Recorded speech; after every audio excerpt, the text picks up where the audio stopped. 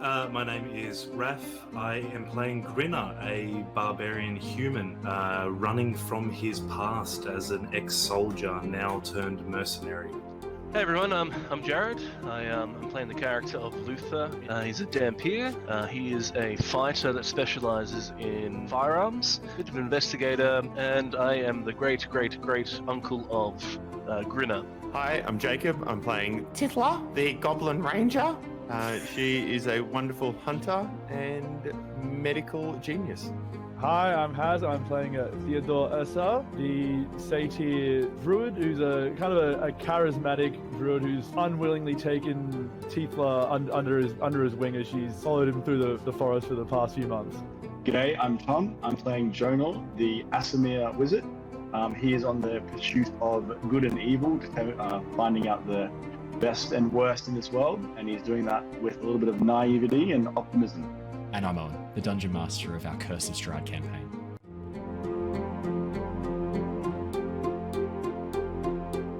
Hello! Hello everyone! Hello everybody. Welcome back to the Lost Archives. It is wonderful to see you all once again. We are back doing Curse of Strahd, and we are very, very excited. I had a wonderful holiday. I had to be physically dragged away. It was so good. But I am also very excited to be back doing more D&D and back here being a DM once again. I have to say, if there was one thing I missed on my holiday, it was running and participating in D&D sessions. So I am very pleased to be back. Before we jump into our session, really quick announcement. We have a very exciting event coming up this Sunday, the Collectors Market. If you happen to live in Brisbane, Australia, and you are free this Sunday, why not head over to the Distillery Road Markets in Eagleby and come and check out some live D&D. I will be there playing D&D live on stage as a tiefling sorcerer. I will be in cosplay as my character. We all have to get dressed up as our characters. If you are on the Discord, you will have seen a quick test costume I put together over the weekend just to try it out and make sure it all looked okay, minus the face paint, contact lenses and fangs, because I only bought one day contact lenses for the tiefling eyes. I wasn't going to buy a whole bunch. I figured this is a one-off event and I don't need cat's eyes multiple days, but maybe I should have put, Jacob's saying I should have bought multiple. You're right, Jacob. I've let everyone down. But yeah, if you happen to be free, come and check it out. It's going to be loads of fun. There's going to be loads of really, really cool events on during the day, not just the live D&D. We're going to be starting at, I believe it's about 10:30. Yeah, 10:30. So it's going to be absolutely fantastic. There's going to be 5 of us there. Christian from Hermes D&D is going to be running the session. And if you are looking at Twitch right now, you will see the link is suddenly appearing in chat. Otherwise, it is in the pinned comments on YouTube or in the description for the podcast. It's going to be so much fun. So please, if you are in Brisbane and you wanted to come and watch some amazing fun live D&D, come and check it out. It's going to be really cool. And afterwards, come and say hi. I'm going to be hanging around checking out the different stalls. There's loads of really cool stalls that are going to be on there, including a lot of accessories for D&D. I am desperately in need of a really cool new DM screen. I've still got my original DM screen that I bought, I think it was like 6 years ago, that is starting to fall apart a bit. So I'm going to get a really nice wooden one if I can. I believe Wooten Forge, who make really cool wooden D&D accessories, are going to be there. So I'm going to go check out their stuff. But yeah, come and say hi. I'll stay in costume so I'm easy to recognize, because taking contact lenses out in a public place, I mean, I'm no expert, but it doesn't sound very hygienic to me. So I will stay in my costume for the whole time. So please come and check it out if you happen to be in Brizzy. It's going to be really fun, and I can't wait to see you guys there if you do happen to be there. I do believe it is $15 entry to the markets to help support the all the different stores that are running there. Small price to pay for some incredible entertainment, some really, really cool market stalls, and a really cool D&D session. So I hope to see you guys there. Yeah, come say hi. That's pretty much the only announcement I have to share. We're once again obviously joined by Josh from Roll Together RPG, who is now, I think it's fair to say, main cast at this point. I think that's probably fair to say. You've told me a couple of times that this will be your last session. This will be your last session. I'm like, for a second, I thought you were serious. I was like, I don't remember that. Am I having like dissociative moments again? What? Nothing. So yeah, we're very excited to have Josh back for Roll Together RPG. Again, if you're watching our stuff and you haven't gone over to the Roll Together RPG, twitch.tv/RollTogetherRPG or at Roll Together RPG on YouTube, please go do and share some love to that amazing channel. They have some awesome sessions. A really cool campaign currently running, which you are DMing, I believe, Josh. No, this one is. I'm playing in this one. It is a Feywild, Dark-based game with lots of dreams and drugs. Ooh, my two favorite things. That's probably not a good way to promote it, but hey, my two favorite things. I heard that. What? Isn't there a new campaign coming that you are DMing, or am I getting my wires crossed? That's already been and gone. That's on YouTube though. Oh, it's up on YouTube. Perfect. Make sure you go and check it out on YouTube. We only do our campaigns in 4 parts, so. Oh, okay, perfect. I knew there was some. I knew it was coming, but I didn't realize how slow I was to getting to it. So, it just shows how long I've been here. That's a good point. True, that is a good point. Well, let's chalk it up to that, so I don't look like an asshole, and we'll work with that heading forwards. Alrighty, now because we had a week off, I will do a very thorough recap to get us back into the zone for tonight's session. But that's all the fun announcements I had to share, unless there was anything else anyone had that they had to share that was fun, exciting, mundane, meandering. No, cool. All right, great. Just a quick one. PAX Oz was this weekend. Very exciting. It was. Good fun. Did you go? I was there all 3 days. Had a great time. Would highly recommend PAX Oz to everyone and anyone who has any vague interest in the gaming world, be that video games, tabletop, all that sort of stuff. I know that now it's too late and you should have thought about it earlier. Yeah, I should have told Simon to keep an eye out for you. Simon, who is one of the long-term players, was also there, I think, 2 of the 3 days. I should have told him to keep an eye out for you. He apparently there was a wall you could write on, and so he graffitied on that wall the Lost Archives in as large a space as he could physically take up, and was asked politely to leave. So, fucking legend. That was a Twitch wall. That was on the Twitch booth. So even Fantastic. better. Hey, Twitch. That's outstanding. What a legend. And Jacob, what did you do for the to help promote the channel? I went and played a one-shot Call of Cthulhu. Nice. Went and did something different. Didn't mention you guys at all, and Right. just stayed by myself the whole time. Fantastic. It was great. Awesome. That's the support I want to see from everyone here. That's commitment. That's commitment. Perfect. Thanks, Jacob. Brilliant. I mentioned the stream to everyone who asked. And how many people was that? No one asked. Yeah, great. Thanks, Jacob. Brilliant. Wonderful. As always, you're a valued member of the team, and what you bring to the table, no one else does because they bring something. So let's get started. I'd hate to double up with someone. It'd be awkward. That's brutal. Our series has been following the adventures of the Tempest Adventuring Guild, specifically a new team consisting of Theo, Luther, Jonor, Grinner, and Tithla. Having become trapped within the realm of Barovia while searching for some missing adventurers, the team have been moving westward in search of a way to escape these lands. Their journey has not been made alone, though. In the town of Barovia, under the shadow of Castle Ravenloft, they befriended Ismark and his adopted sister Irina. Travelling with them to the town of Vallaki, the team also soon met up with Killian, an adventurer from a distant land who has now joined the party. Leaving behind Vallaki, the team are now on their way to the town of Kresk. Travelling well into the night, the party stumbled across a Vistani camp and, despite some reservations, decided to spend the night sharing their fire. During the evening, the team were invited to receive a reading from Madame Ava, a Vistani seer travelling with this troop. Madame Ava revealed herself as a powerful divination mage, demonstrating foresight and knowledge of the past, present, and future of the various party members. The team learned that they are currently pawns in an elaborate game being played by 2 powerful entities, one being Strahd von Zarovich, and the other currently unknown to them. With Madame Ava's rather unsettling words lingering in the party's mind, they continued their journey at first light. Deciding to deviate via the nearby lakeside, the group stumbled across an old wizard's tower standing on a small island off the shore. Moving closer, the team discovered a wagon parked out the front, but no sign of any people nearby. After solving a magic puzzle to open the tower door, the party began to search the interior for clues. It quickly became apparent, though, that the tower had been used as a base of operations for someone until fairly recently. Evidence pointing to the previous occupant being Rictavio, a half-elf traveller that the party had interacted with previously. Finding many notes detailing the activities of many noteworthy individuals, the team were excited to open a rather ornate chest smelling faintly of lavender. To their surprise, however, the chest held only 2 items, a preserved human head and a spell scroll of Speak with Dead.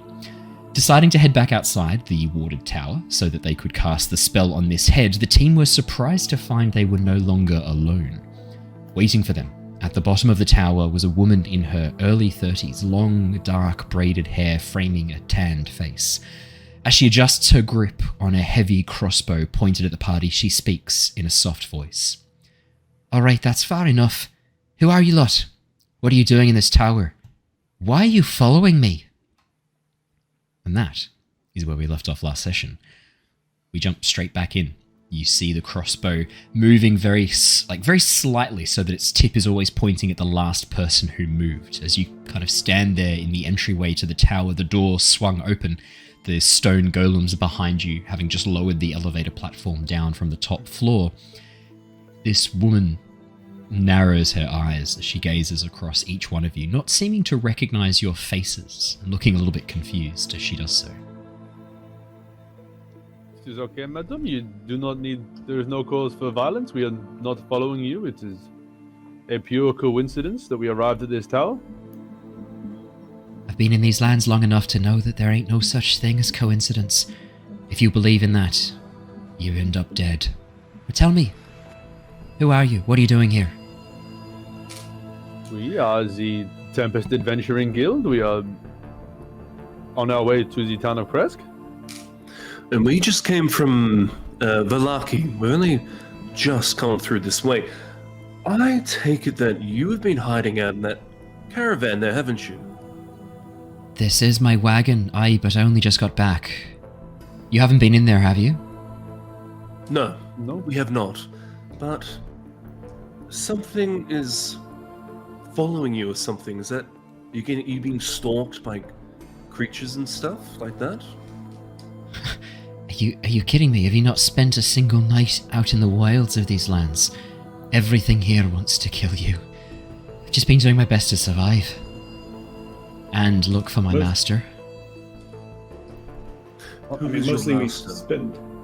Oh, sorry, Journal. Mostly we spend our yes. time in towns because it is much safer. But yet, who is your master? Could call him a hunter. Half elf. Black hair swept back, as a giant white wolf that he travels with. Ah, I think that's Rictavio, is it not? Is that the name he's going by these days? Right, Rictavio it is then. I'm sorry, I think she means Winter, the wolf. We did meet that one. That's right. Yeah, Winter. Winter, that's the wolf's name. So you have met him. How long ago was this? Was this in Vallaki? Well, we met him before we left, so there was at least 2 or 3 days before when we last saw him. Yeah, Tithla, you would know that it's been about 3 days since you last saw Rictavio and Winter, and you helped them escape the town after Winter was revealed.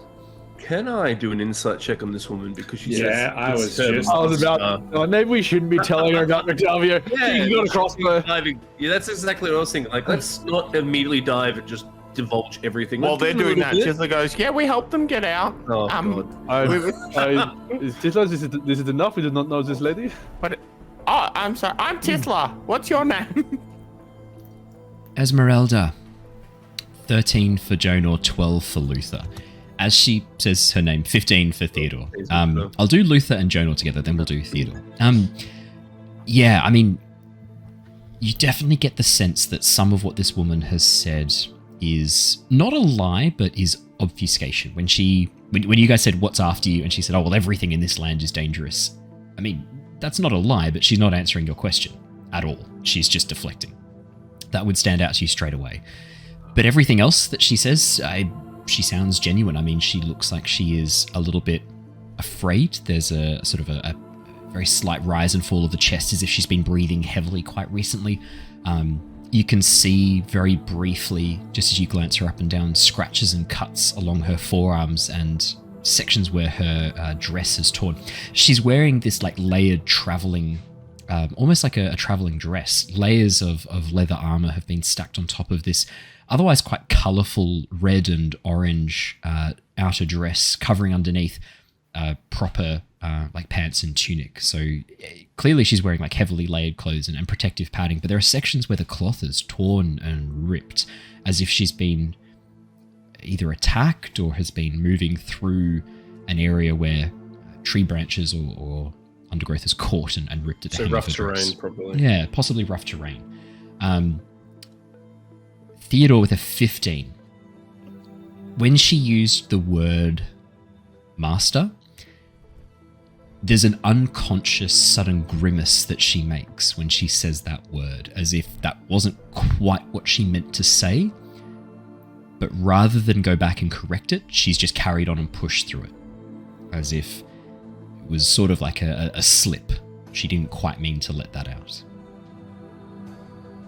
As in, would it be that Ricavio is not her master, or more that she didn't want us to know that Ricavio was her master? More like she regrets the choice of words. It's not like a grimace of pain, as if she's gone against some spell. It's not like a grimace of... it's more like a sudden moment of, I didn't mean to say it like that.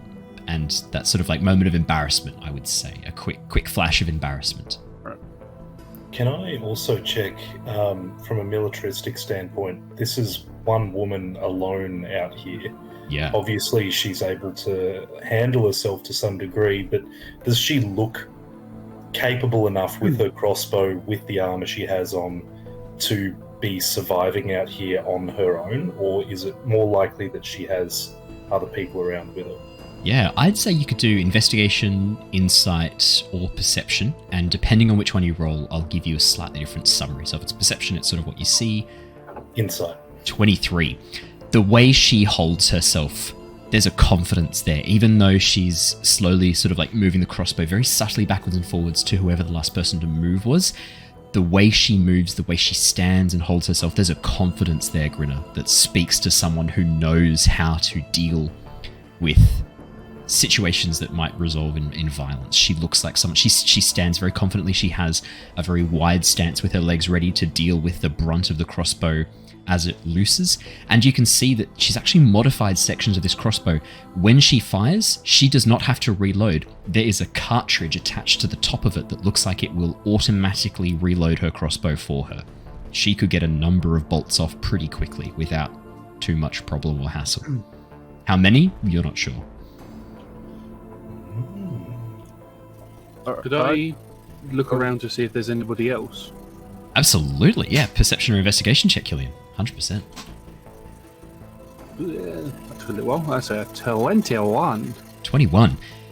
As you quickly glance around, Killian sort of leaning forwards out the steps of the tower, glance up, around you. I mean, you are attuned enough to danger in Barovia to know that it's not just danger on the ground you need to look out for. There are dangers in the sky as well.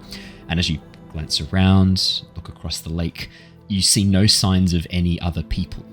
The only signs of people you can see are right at the far edge of the lake where you left the Wachter boy. Oh my god, whose name has just escaped me.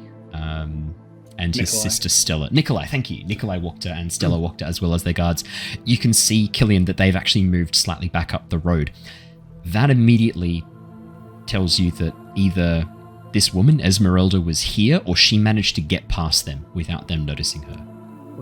Which is pretty impressive too. Right, so you do know Rictavio, he's calling himself? Stupid name. How long ago was this, Goblin Girl? You said 2 nights, 3 nights? Well, that was before we left town. When did we leave town? Was it a day ago? Was it today? It feels like it all just burst together. We left yesterday. We saw him about 3 days before that. So, 1, 2, 3. About 4 days ago.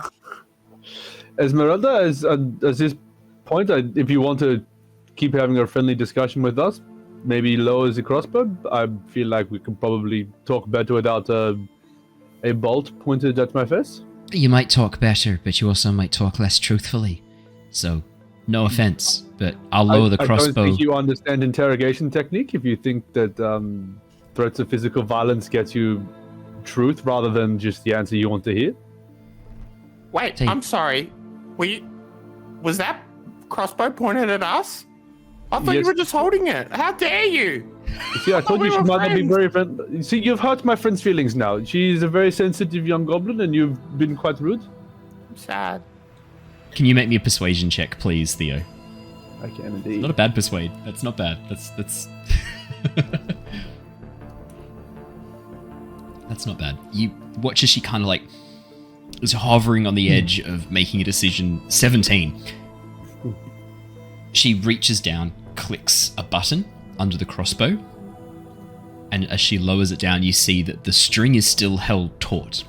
The bolt's still in place, but rather than falling out as she lowers the crossbow, the bolt stays exactly in position, almost as if she's locked that bolt in position, ready to go.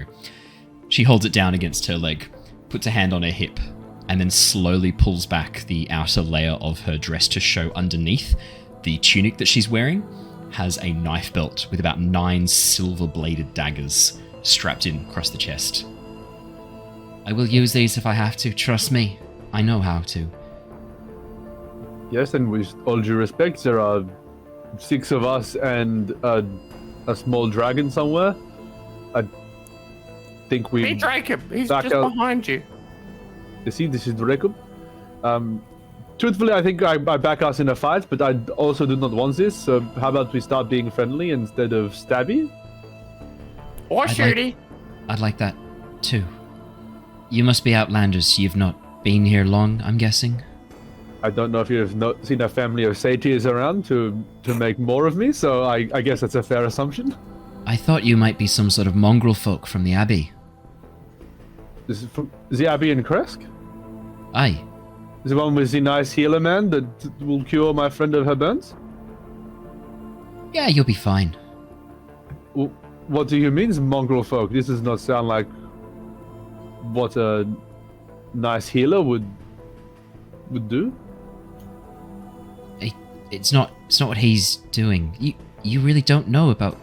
I don't have time to explain that. We are outlanders. I think we established this very recently. Yeah, I don't have the time nor the patience to explain to you every facet of life here in Barovia, but take it from me. This is one very specific facet? There are creatures here. They're part human, part animal. They're called mongrel folk. Some of them are born that way. Some of them, it's a curse. It's a long story, but the abbot does his best to look after them. The abbey's been turned into some sort of like place for them to stay.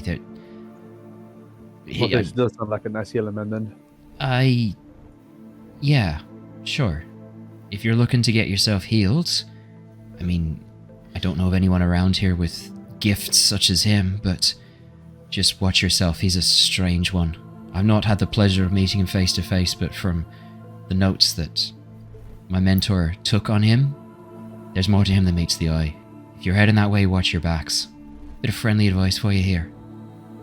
Those mongrels, are you saying they're interesting creatures? They're just like people, or they have a little bit more cynicism to them? They're sinister. They're kind of like people that have been warped by magic. They have like animal parts to them. Normally they're much more... I assumed you were a mongrel folk, but you're strangely symmetrical for one. So if you say you're a satyr, I'll believe you. That is correct, yes. And for your reference, I'm considered quite handsome back where I'm from. Very handsome. See? She just sort of like gives you a little bit of side eye, nods once, and then as she sort of like lets her gaze drop, she notices, Theo, that you are quite scantily dressed. I really am. 2 faint pinpricks of colour just brush at her cheeks before she sort of shakes her head and looks back up towards you.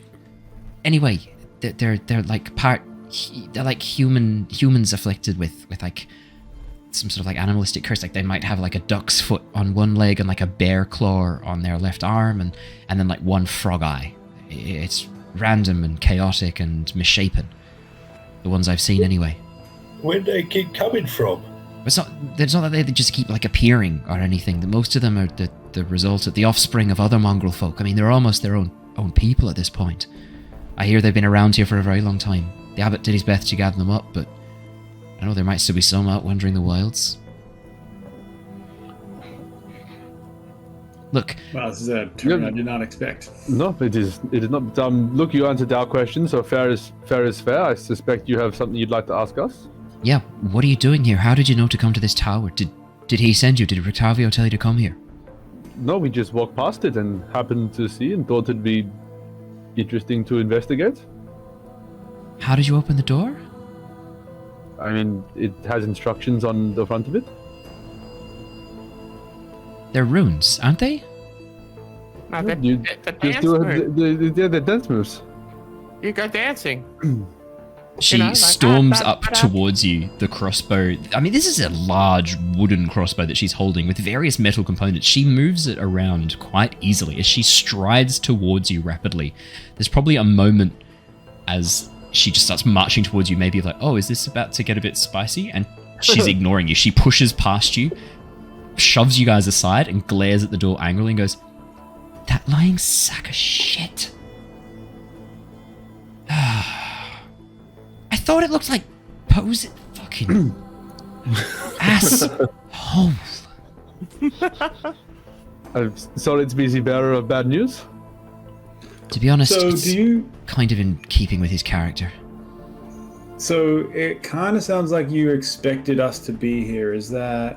No, I wasn't expecting to find know you about lot us? here. So you've never heard of us before? No, I don't know who you guys are. Tempest Adventuring Guild. Kind of a big deal. It's a bit pretentious, isn't it? Calling yourself Tempest Adventuring Guild. You look more like a light breeze to me.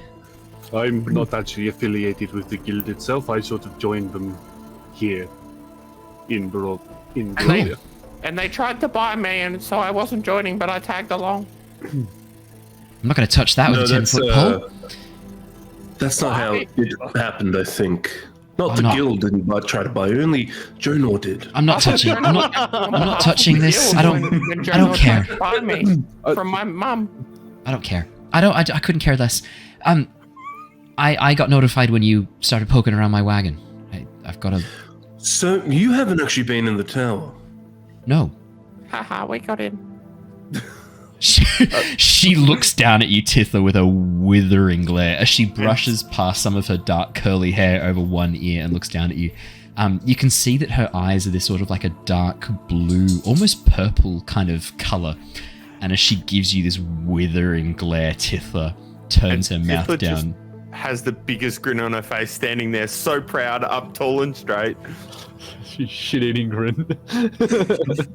Well done. Thank you. I would like to show her the head and ask her if she knows who this is. Jesus. We didn't do that, by the She way. wouldn't say Jesus, she'd say, that. by Lythander! And she reaches for one of the daggers as you just pull out a severed head and hold it up. Why does it smell of lavender? What is wrong with you, sick fucks? We did not do that. We found that in the tower. It was in a box made of lavender wood. Why would he have a head? Was there anything else in the box? A scroll of Speak Was Dead. Give me that head. Not quite yet. Okay, then hold it up so I can take a look. I hold you. She leans in, closes her eyes and sniffs a little bit and goes, so that's what the necrophage oil was for. Right, the lavender, I think he's just made it. I think he's just used that to make it smell nice. Rictavio's, I mean, he's a bastard, but I don't think he wanted to have a rotting head in his chest. The lavender to make it smell nice, and also to mask the smell of underneath. I don't know if any of you are keen sense of smell, but if any of you are familiar with necrophage oil, he's coated the head in it. It provides this sort of magical enchantment. You can cast Speak with Dead on just this head. It will answer questions, but more importantly, it will remember what it's been asked previously. It keeps a continuous memory. It's a type of necromantic energy. It is very handy. It's very heady. What? You mentioned that our friend Rictavio wasn't. You didn't know him as such. I know him by a couple of names. You called him your names. master and your mentor, but then you speak very lowly of him. Not master. Sorry, that's an old habit. He used to make me call him that when I was a young girl. mentor. That sounds weird. Can I take that back? Sorry, I was apprentice to him. He's a master hunter. What does he hunt exactly? He didn't tell you that? Not exactly. We meant to meet back up, but then someone started a coup. This little gnome called Braspip started all this trouble in Vallaki, and we had to sort that out. And wait, you know the Dark One? Braspip? Yeah, we are very familiar with the Dark One. I was kidding. Untold woe. I was kidding. I know him by many names. Like the weeping of wives, the lamentation of children, like he who kills without mercy. He's got many names. The lamentation of children? The lamentation of children. It's a big word with a lot of syllables, Jacob. I understand. Like, Sorry, all I think about is food. Yeah, that's where I'm at. True. Yeah. She doesn't say any of that, obviously. It's canon now. It's canon now. The dark one. The dark one. The dark one stirs. The Alzaman, Lord of the Shadow. No, I don't know who. He's the Dark Urge. Yeah, he is the Dark Urge. No, I don't know anyone by that name. It's kind of weird that you. I mean, I've been searching for him for months. And you just stumble across him, and then you stumble across his hideout? Just like I said, strange coincidence. Yeah. I think he had been scoping us out, though, admittedly. When we came to Vallaki. Like a kind of a big deal. I'll tell you this for free. Rictavio? Can't fully trust him. He's got his own agenda, his own war that he's currently fighting, and he will sacrifice anyone and anything to achieve his goals. You asked what he was hunting? Creatures of the night. Vampires, werewolves, ghouls, ghosts, zombies, things that bump in the night. Well, we've killed a couple of vampires. Have you now? That's not just an idle boast. True vampires, not the spawn they create when they kill someone. Yeah, I think one of them might might have been. Yeah. One was definitely a spawn, but the other one sort of flew in and came from the night sky and attacked us. He was a What did you handful. say his name was? Aramis or something like that? Yeah, Aramis. Sorry, you killed Aramis. Yes? Well, I mean, destroy. He was attacking Vallaki and killing innocents, so we acted. I think I might have misjudged you lot. You're not as useless as you look. Told you. Excuse me? How I feel about What? that. If you genuinely killed Aramis, you gotta know there's a storm coming for you, right? He's a member of the Baron's court. I think we've had that storm coming for a while. We've heard a lot about this Baron, this Count, and he seems to have his eyes or his sights set on us. So, Wait, who are we talking about? The dude in the we big don't say his castle we name. walked past. I would not recommend you speak his name. I don't believe that he can hear when his name's called, but best to be safe anyway. You never know who might be listening. Rhymes with bard. Right, yeah. You mentioned he has a court, and this vampire was part of the court. Is this a large evil court, or? I don't know how many members there are. I believe that was one of the things Rictavio was currently trying to find out when he left me behind. We were supposed to be doing this job together, but he told me that for my own good, I needed to look into something else. Sent me on a wild goose chase when I found out what he'd done, that he'd left me behind. I tried to follow him, and he's been staying 2-3 steps ahead of me this whole time. Slippery little bastard. But why are you bothering though, right? But you need to catch up with him. What for?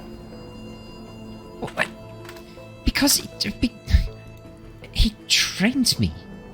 Trained me to follow in his footsteps, trained me to fight and kill, and then abandoned me. I want to know why. This was my fight too. Did he also teach you how to decapitate heads and then use necromantic oil to then drown them in it? No, He also teach you that? he doesn't teach me how to do that. He keeps his Could own we fucking get some secrets. context on that? Do you know anything about what's No. actually happening with that particular situation? Because that's a little bit alarming. to Yeah, be honest. he told... I can tell you what I remember from my alchemy lessons. He told me that you could use various substances to create varying spell effects. And one of those was necrophage oil, a very rare oil that you brew from various monster parts. Boil it down and apply it to... you can apply it to a whole corpse, to keep it fresh. But this was in the context of these are things necromancers do to how to spot a necromancer so that you can kill them. I didn't know he was practicing this stuff too. This is a darker turn than I I thought. should also say that the tower is in a bit of a ruin. Are you aware of that? Yeah, I know. I tried to climb up and get in the side, but it's protected. If the things detect you climbing in from the top, they attack.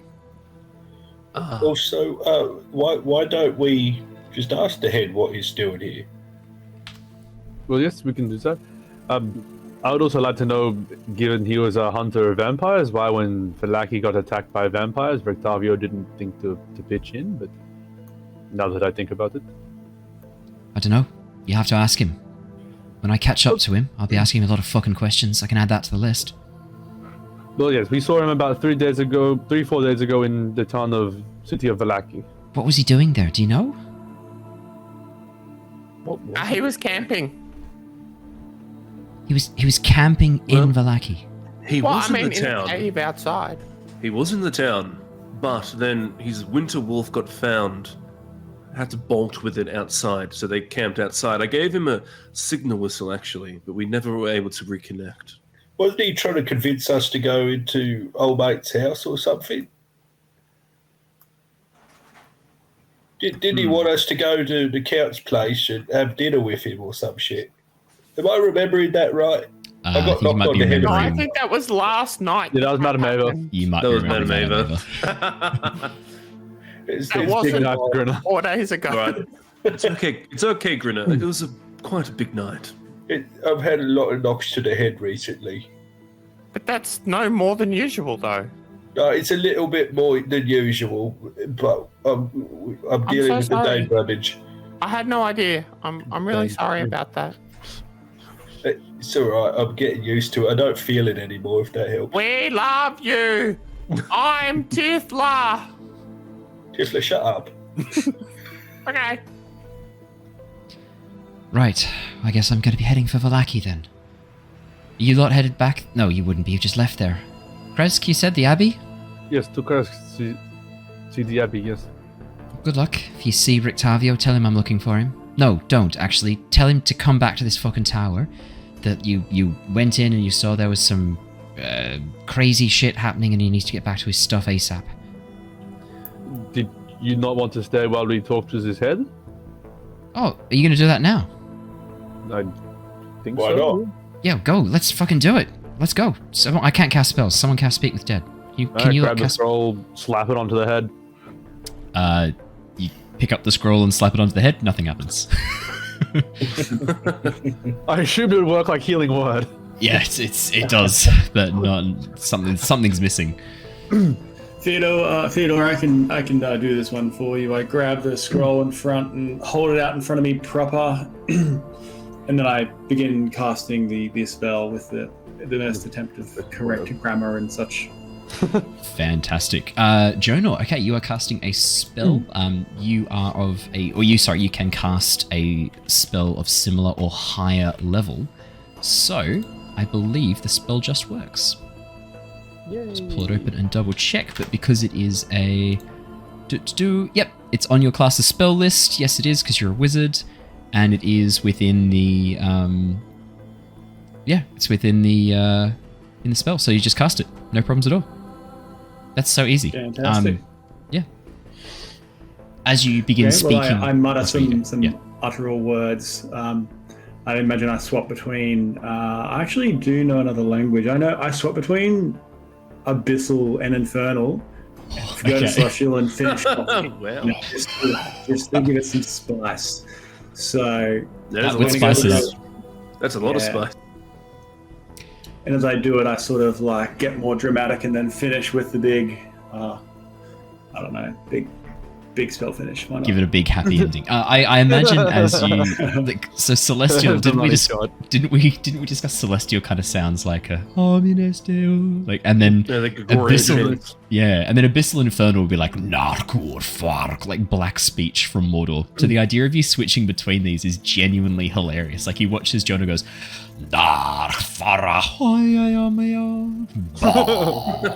as he reads out this spell.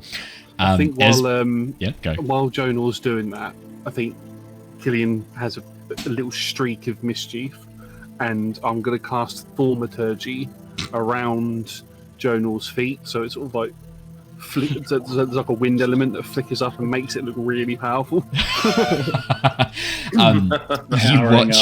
You watch. Excuse me, as Esmeralda takes a few steps back and reaches in and pulls out a holy symbol of and just like holds it under her breath and begins muttering under her breath, thoroughly, I would say thoroughly concerned about what is going on right now. As you finish the spell, Jonor, the scroll, the words on the page rise off and begin forming these patterns around you, forming this spiral that slowly begins sinking down into the skull.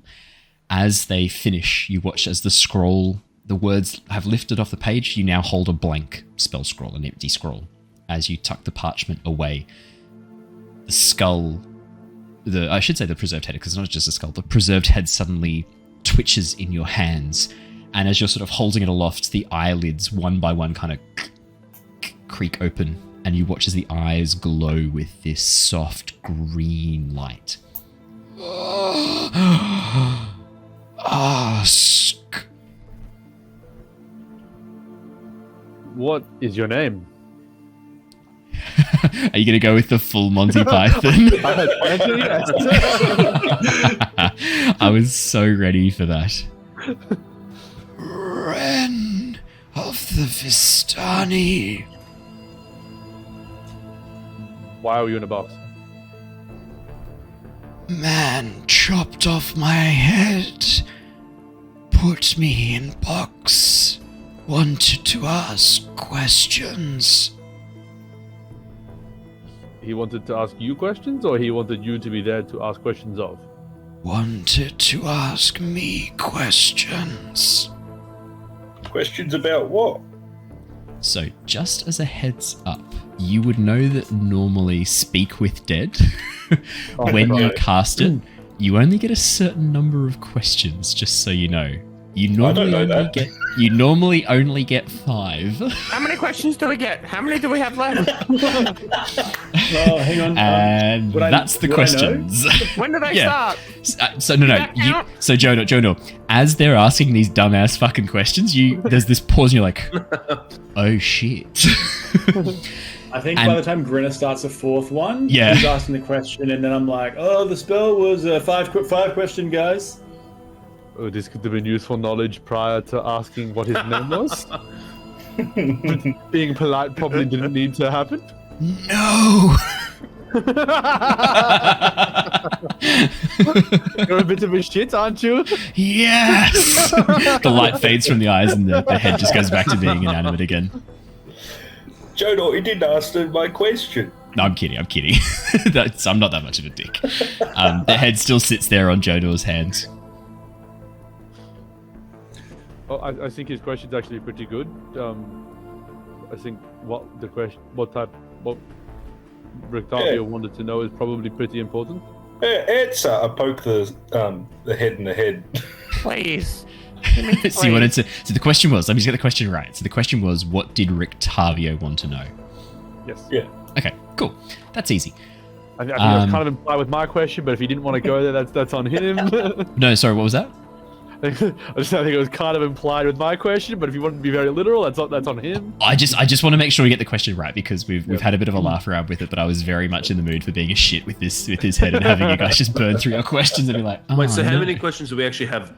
So at the moment, that's for the DM, not for the head. At the moment, Luther, as you quickly count on your fingers, 3 questions have been asked and answered. This is the Okay, 4th we have question that's been 2. asked. You don't.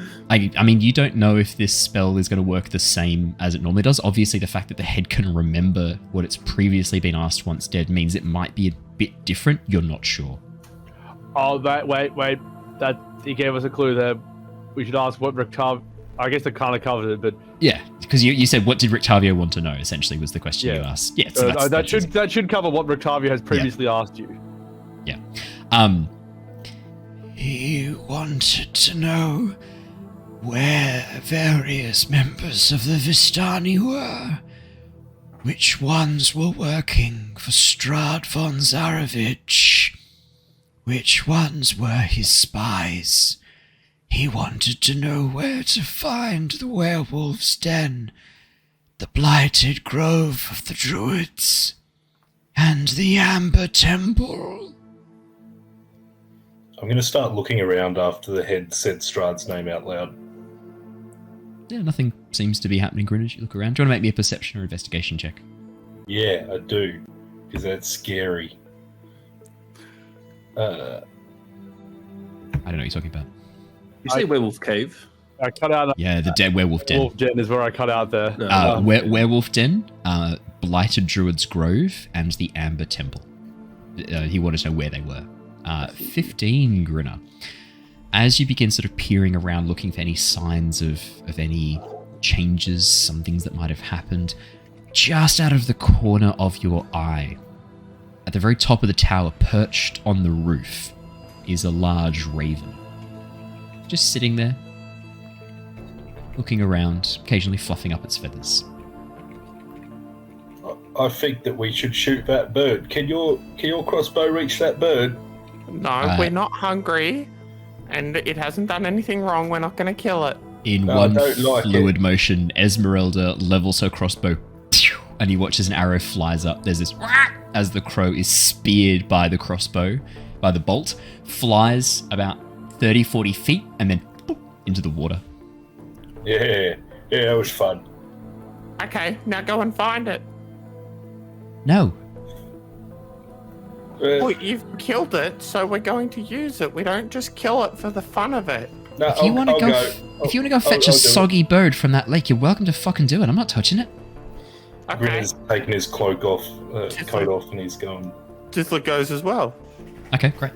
Time to go. Cool. Should go swimming too. I'm not here to stop you having fun. Like, you guys do you. I'm just telling you what Esmeralda says. She's not happy about it. She's not having fun. As Jonor stands there, the head still sitting in his his Sorry, real hand. quick. Yes. Tisla then has a grin go across her face that she tries to hide as soon as she realizes she gets to go and hang out with Grinner. Okay. Like, So we still have one more question to ask him. Yes! As the light fades from its eyes. And goes, I was not no. talking to you. I'm kidding.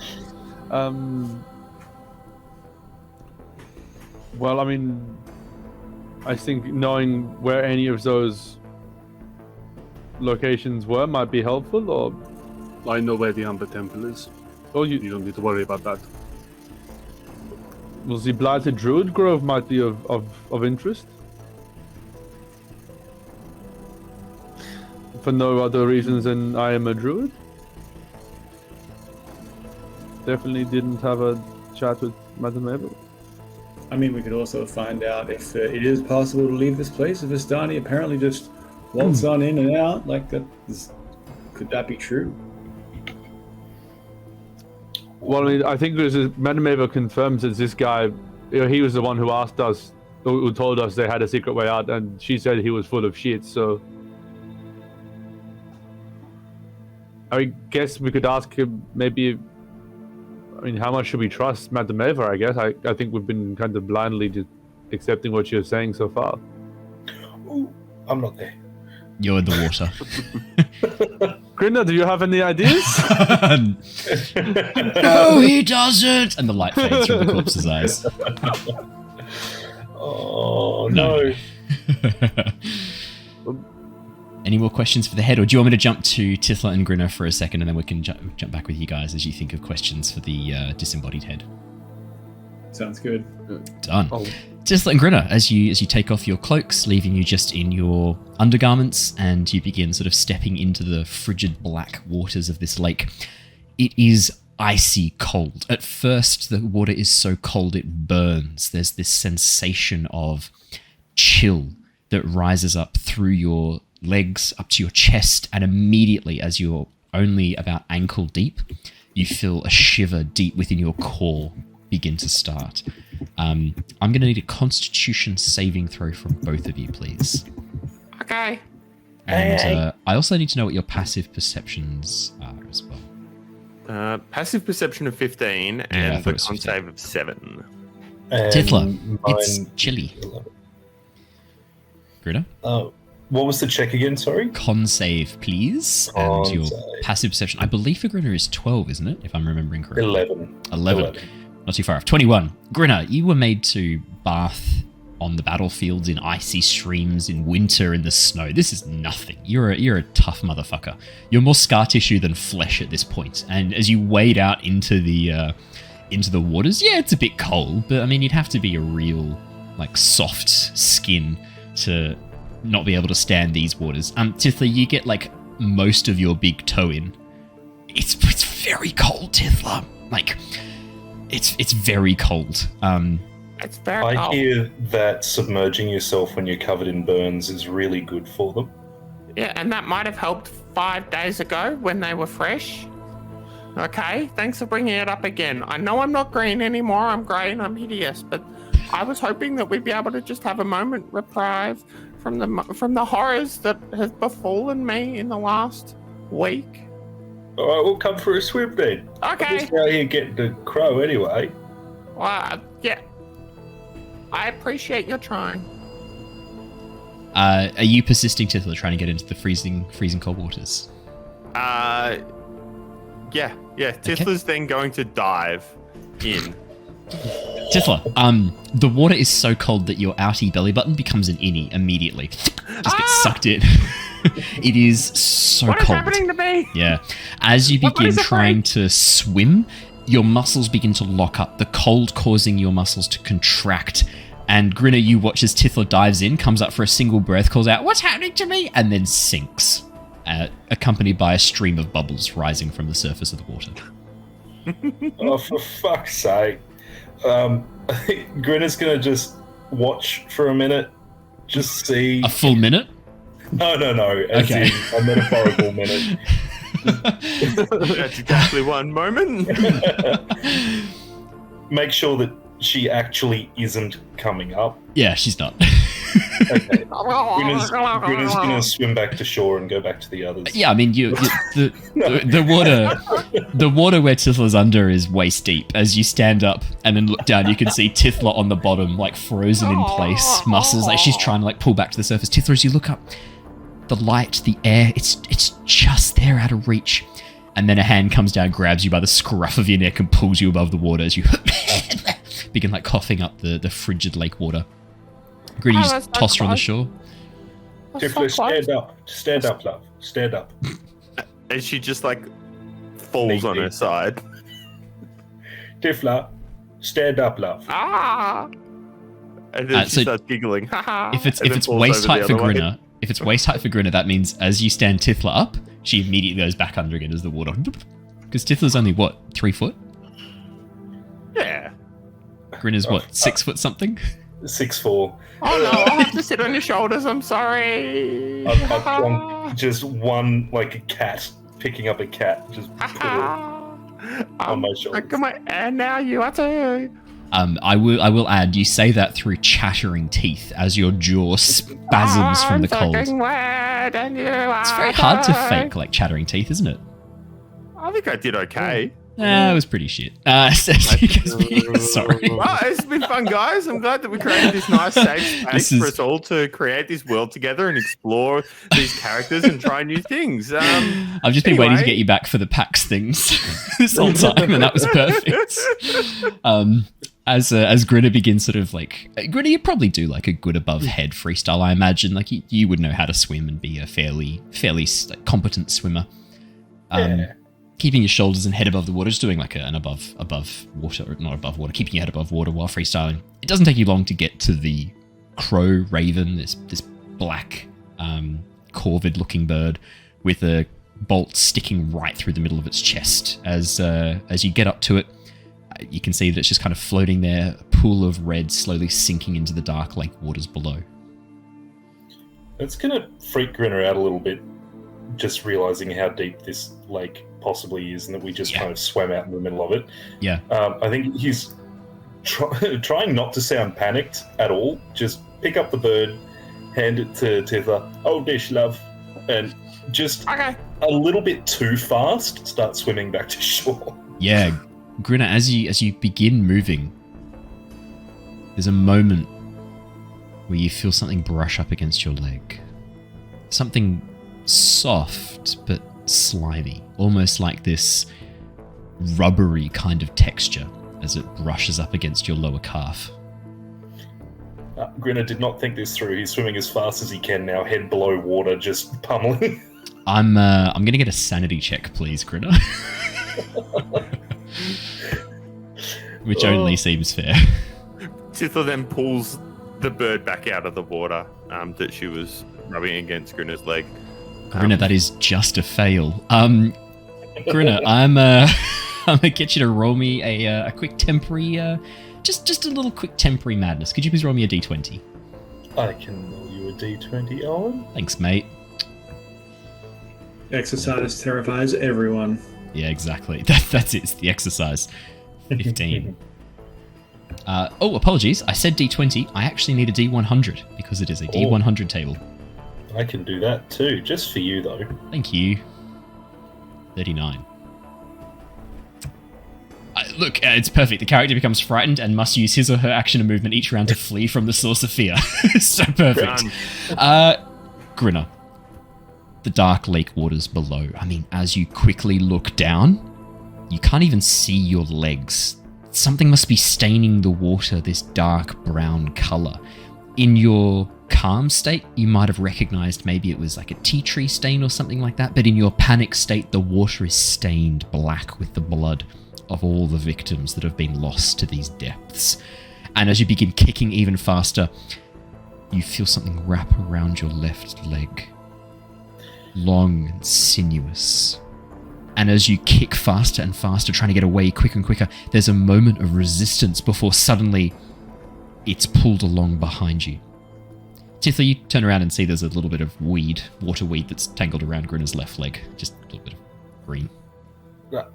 Grinner doesn't even say anything because that's just normal. It's pretty innocuous. Yeah.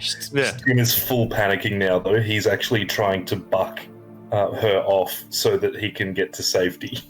Titha, I'm gonna get a dexterity saving throw to ride Grinner like some sort of like He's water just got cup. one arm in the air holding the raven, like riding like a bull.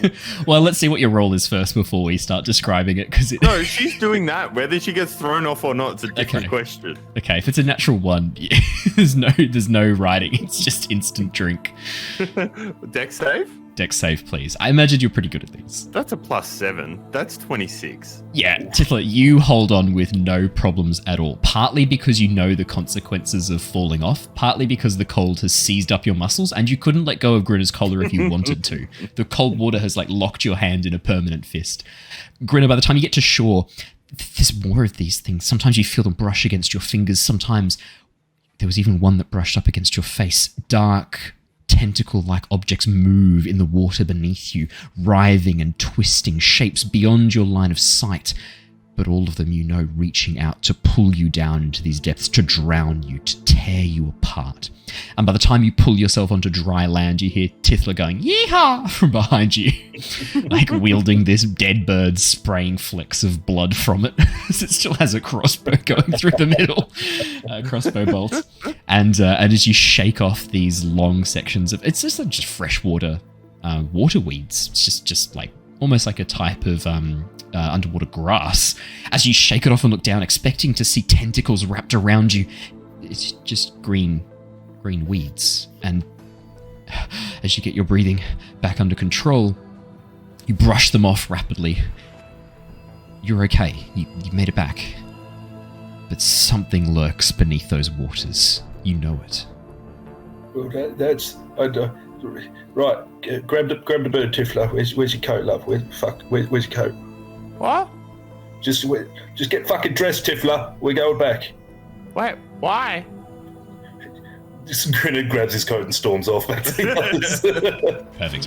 While that's been going on, Team Severed Head. No, we're not calling it that. The group who are trying to learn things from the Severed Head that have cast Speak with Dead. That's not catchy. You're gonna have to shorten that somehow.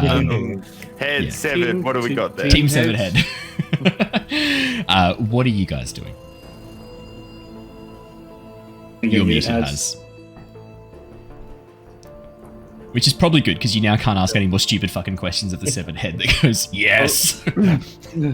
I threw up in chat. My idea was to ask it where all the locations that it mentioned were, or to ask it what it knows about Madame Ava. As you say the name Madame Ava, because I'm assuming you're saying this out loud to the group to try and get feedback. Yeah. Yeah. Esmeralda, who's there, as you say the name Madame Ava, she stiffens for a moment.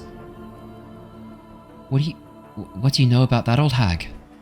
We just met her last night. She said some vaguely spooky shit and acted like she was our friend. Yeah, spooky shit is sort of her thing. What did she say? Look, you don't need to tell me if it's private, but did she warn you of any danger coming? Dark forces seeking to tear you apart? Yes. Yeah, she does that. I figured as much. That I guess I guess my question for this guy would have been, what does he know about her and how reliable is she? Because, I mean, I feel like at this point we're basing our entire worldview on what she said. I can tell you right now, Madame Ava's no joke. She can divine the future. She's a powerful magician. Her divination magic is second to none as far as what I've seen. I'm not an expert on magic, I should say, but she seems, from what I understand and from Rictavio's notes, she's a very powerful mage, but she uses people. You just need to know that. That's what my mentor told me. That's what. Yeah. So just be careful. Everything she says, I mean, it's likely true, but there'll be a twist to it. She'll want something from you, want you to do something. I imagine, each of you. Yeah. You don't have to do it. Oh shit! Those better. Well, I guess that narrows down the questions I have for this guy then. Which, does anyone have anything better to ask than where all of those locations were? Yeah, well, we did have Victor had a couple interesting books. So if we could find out maybe if this guy knew who could make cursed books, that'd be kind of interesting. Okay, General, you asked the right. You asked the head. Where do you actually? Yeah, you tell me. What do you ask? Who makes cursed books in this land? I don't know, but the library at Castle Ravenloft contains much knowledge, as does the Amber Temple and Arginvostold. Does he fade? No, the magic does not fade. Oh, that's my guy. In that case, could you please tell us where you mentioned the Blighted Druid Circle, the Werewolf Den, and the Amber Temple, and the Bad Vistani were? Could you tell us what all of those things are? The Vistani who serve Strahd move about. I cannot tell you where they are now. Rictavio, my murderer, was very disappointed that I could not share this information. The Amber Temple is located far to the south, the Blighted Druid's Grove, not too far south from Kresk. Arginvostold to the southeast of here. And was there another location you said, or was that it? I think that was Werewolf Den. Oh, the Werewolf Den. I don't know where the werewolves hide out, but they raid Kresk often.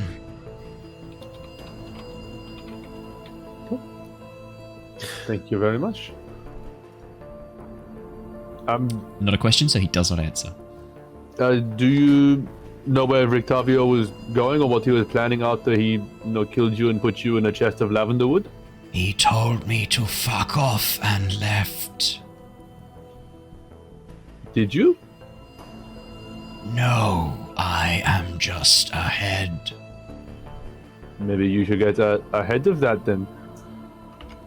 That sounded like a question at the end, didn't it? I've warned you enough with foolish questions. You are now going to be punished for them. That's a statement. Maybe you should get ahead of that then. You don't get to train. It sounded a bit like a question. Was there an inflex? Grammatical structure doesn't. Look, here's the thing. Australians do have a bit of a habit of ending sentences and phrases with a rising inflection. That is a well-known trait of the Australian accent. However, I happen to know how Haz talks, and I know that you normally don't do that. So I do that all the time, mate. You try to do it then, and you didn't do it properly. That's my favourite part, is you even had a go at it, and you didn't do it. I am going to be the nicest DM ever, and I'm going to give you one last frivolous question that is not answered by the head. Okay. Wait, what? What? Oh, yeah. Nothing. Is there anything else anyone wants to know? Yeah, are we back yet? Yeah, you guys are back. Okay. I've subfeed. I want to check with it. Is that all right? Oh, of course. No. No, kidding. Who is the dark one that's against the count? Who's the other player in this game? Oh, yes. Ooh, that's a good question, actually. It's not Raspit. I'm going to get you to roll me a D100 to see if this Vistani Ren knows this. Because he might not know. There's a good chance he doesn't know. 36, Grinner. I don't know of what you speak. Damn. Sorry. Good Grinner. try, though. That was a really good question.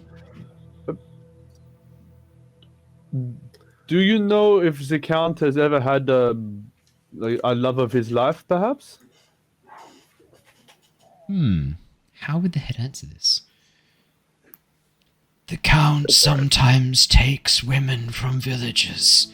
Stories go back many generations. The stories claim that they resemble his lost love. And then the head, the light fades, the eyelids close. Right, Joe, I'll wake you up again. We've still got questions. Yeah, let's keep Hetty with us. My paper's empty. Yeah, no, that's all right. Just wake you up. My paper is I don't know much about wizards, and this is probably not good to bring it up now, but yeah, could you have maybe spent some time learning that spell? exactly.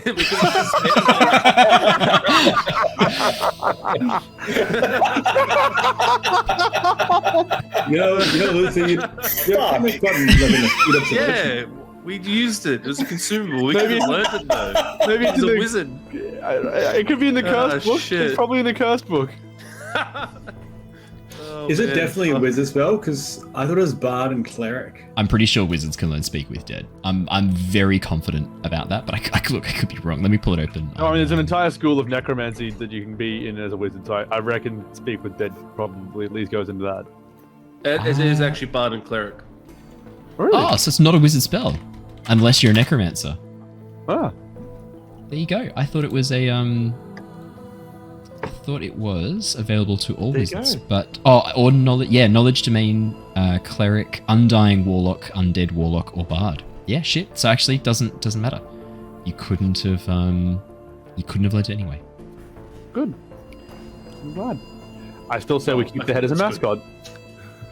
Yeah, I reckon. Luther doesn't know warlock. Like that's fine. It would be handy for us to, if this head is able to answer multiple questions and remember, it would be very handy for us to keep a hold of it.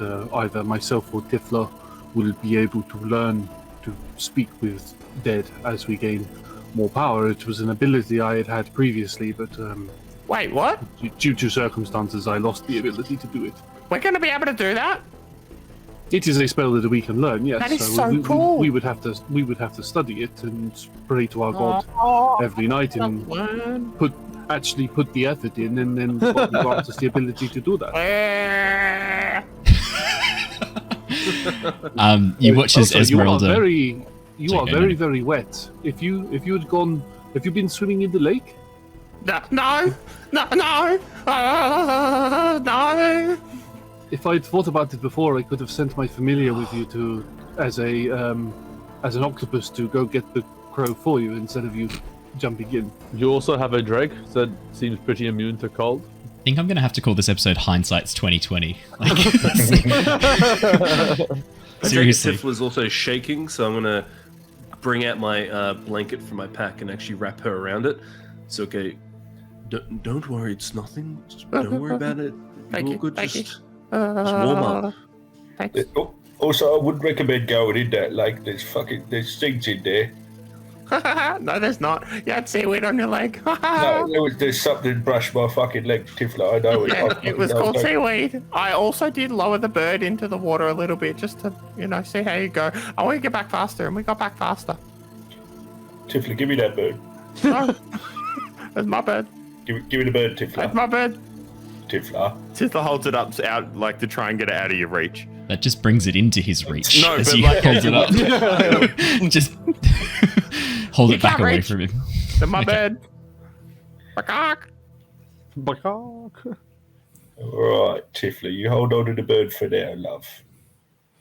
I will. And she sits down and starts to process the bird to see what usable. To process the bird, are you like plucking it, trying to get feathers? Okay, cool. See if there's any meat on it. I mean, there is. It's made of meat. It's a living creation, so it's meat. If there's any good meat, or if it's a bad meat bird. Well, it's a crow. I mean, why does that sound like the worst heavy metal band ever? Bad birds. Oh man. Yeah. I mean, Tiffler, you've plucked birds before that you've hunted them up. You can add crow feathers to your inventory. Well, she needs new feathers to make new arrows. You need fletching, yeah. She can do. Perfect. You're gonna have some crow feather arrows, so you can add just add crow feather fletching to your inventory if you like, and you can also add I guess 2 crow drumsticks, two crow breasts, right? Crow meat. Yeah, crow meat. Another good. We've got a few contenders for the title. Crow meat's good too. It's a good title for a video. Look, I was going through today how can I make the video titles more curiosity driving, get people to click on crow meat. If I saw that scrolling past, I would want to find out what's the deal with crow meat. No, that only goes 2 ways. That either goes definitely clicking or I'm blocking this channel. Yeah, true. It's a good point. Oh man. Yeah, Tiff, you can add crow meat and crow feathers to your inventory. Thank you. No problem. Yes, Theo. No, I was just saying, if people don't click on our video because it has crow meat in the title, I don't think they're viewers that we really want. So it's a win-win. I get a feeling there's a certain population of taxidermists that I don't know if necessarily this is the content for them. Who are going to click on this and be like, well, this was some fucking stupid text. Took them 45 minutes, 1 hour 17 to get to anything good, and they just brushed over the plucking of the bird. So, I love that the creepy taxidermists are all southern as well. Do you know why? It's because of fucking Chuck Tester. That's all I can think of with taxidermy. No, Chuck Tester. It's a blast from the past. I was born in 1990s. Here is it obvious. As you guys are sort of wrapping up, Jonor places the head back into the chest and closes it. Esmeralda shakes her head. That told me fucking nothing about where to find him. All right, well, I guess Valaki's the closest lead I've got. What are you gonna do with that head? Are you gonna keep it with you? Yes, he's team mascot now. We were probably going to blow our Rictavio signal whistle tonight and see if he rocks up. If he wanted to stay with us for the evening. You said you gave him a whistle to contact you. Do you have a whistle for him to find you? Well. I've actually got a few here. Why are you only mentioning this now? Can I have one, please? By all means, no problem at all. She reaches in, pulls out a silver coin, and hands you a silver coin, Luther, in exchange for the whistle. No, it's fine. It's okay. You don't have to pay for it. I don't like to be in people's debt. Just take the fucking silver. We personally would like you to be another. I refuse to take the sword. We must prefer debt to coin. She shrugs and takes the signal whistle and tucks the silver away. Now we own you. Do you say that? You've already signed the deal. You hear from inside the box, "No, you don't!" And then the magic fades. All right, cool. So I started with 4 signal whistles. I have 2 now. So 1 with her and 1 with Rictavi. As she looks over the whistle, she goes, "Fuck that! Thank you. He agreed that he would come when you blew this whistle." If he was in range, yes, we would be able to reconvene with him, but we haven't been able to do that. And to be honest, it's hard to say if he's even around this area of the world right now. Truthfully, we kind of forgot about him. Yeah. Well, you were facing off against vampires and launching a coup? No, that was all the Dark Lord Raspip. He started the coup. We just had to save people. You've mentioned this No. Dark Lord Raspip Sir. twice now. Is this a creature of the night? Should I be maybe setting traps and getting ready to hunt him? He's the Yes. one above the one that rhymes with Bard. He's Sorry, his lord. this is worse than. 1,000 times worse. He's just a psychotic gnome. He actually isn't as bad as he's making it out to be. Theodore is going a lot worse than what he actually is. He is probably evil, but Theo really does hate him. I just want to remember him. It's all dark and stormy in my mind. It's just picture me. It comes on people. You said crazy, insane, psychopathic. You've used these words to describe this character. Have you heard of the Mad Mage of Mount Bartok? Yeah, we saw him. I remember that bloke. We saw him. You've seen the Mad Mage of Mount Bartok? Yeah, he went with me past like the first night we were here or some shit. Or no, who was that bloke, Tiffler, your mate, who kept on turning up in the woods? That's Damien. Damo. No, I know Tiffler that's said. Damo. Did he point out old mate who was whizzing through the fucking sky one night? Like I said, it's been a lot of knocks to the head. Am I not remembering this right again? I'm pretty sure you were zonked out on Pismos that night. I don't want to remember that. Cream pie meat is yummy. I can't do it again. I don't remember none of that. Look over there. What's that? Because you're asleep. You don't remember things that happen when you're asleep. But no, did Damo point out a whizzing wizard? I don't recall that. Not a whizzing wizard. A whizzing. I don't recall that. No, I don't. That's how you know he's a wizard. Look, I don't remember that. May have happened. There was a Mad Mary that we were talking about at one That was point. back in the village of Barovia that you walked past on the way to the church. It probably is Mad Mary. Hey, I'm trying to help you. We're talking about a Mad Mage. There was a Mad Mary. The bloke flying through the sky that we saw from a distance. He got. We were very on board against Jacob when he was talking about the Lily thing. So maybe we're doing that again. We just trust him with whatever he said. Do you know what? It might have actually been a private conversation Grinner had with Damien, because there were like a couple of you did have like private conversations with him. Out cold. He didn't have. Yeah, you were stoned off your tits on Dream Pie. It was the first or second night we were here in Barovia, and I guarantee we saw old mate flying around. Cool. I'm happy to roll with it, and if it turns out that it's, I will go back and listen. If it turns out that didn't happen, I will rake you over hot coals next session. Do it. Cool. I mean, I haven't seen the Mad Mage, but I've heard that he's an insane wizard. He tried to attack the castle and then was driven off. You don't think it was the gnome, do you? No, the gnome is more of a recent evil. Oh, okay. Maybe this competition. I will say that the gnome was some form of a spellcaster, and he was mad. So who knows? He sounds more like homicidal, psychopathic mad rather than like chaotic mad, like this Mad Mage. From what I hear of the Mad Mage, it's just chaos. No, the Raspip murdered a kindly old woman in her home. I will not say anything. What was her name? Did you give her a proper burial? Yes, it was also. Yeah, we sure did. In the monks, yeah, she was kindly cremated with her closest loved ones along there with her. Were they dead too? Esmeralda. What? Partially, the number. Partially? They were by the end of it. Yes, We're getting Tiffler. ahead of ourselves, though. Yes, Tiffler. Do you know the Sunbane? The Sunbane. The great grandmother of someone? Sunbane. From February of this year. I've heard. Because I have your name written down in my notes next to, and then under that it says Sunbane. Esmeralda. You've heard of Esmeralda before? Yeah, we have. I think we have heard of her once. Actually. So, It was there's just after we were with Damo on the way to the Hag's house, or there, maybe at the Hag's. Maybe the Hag's told us about Esmeralda.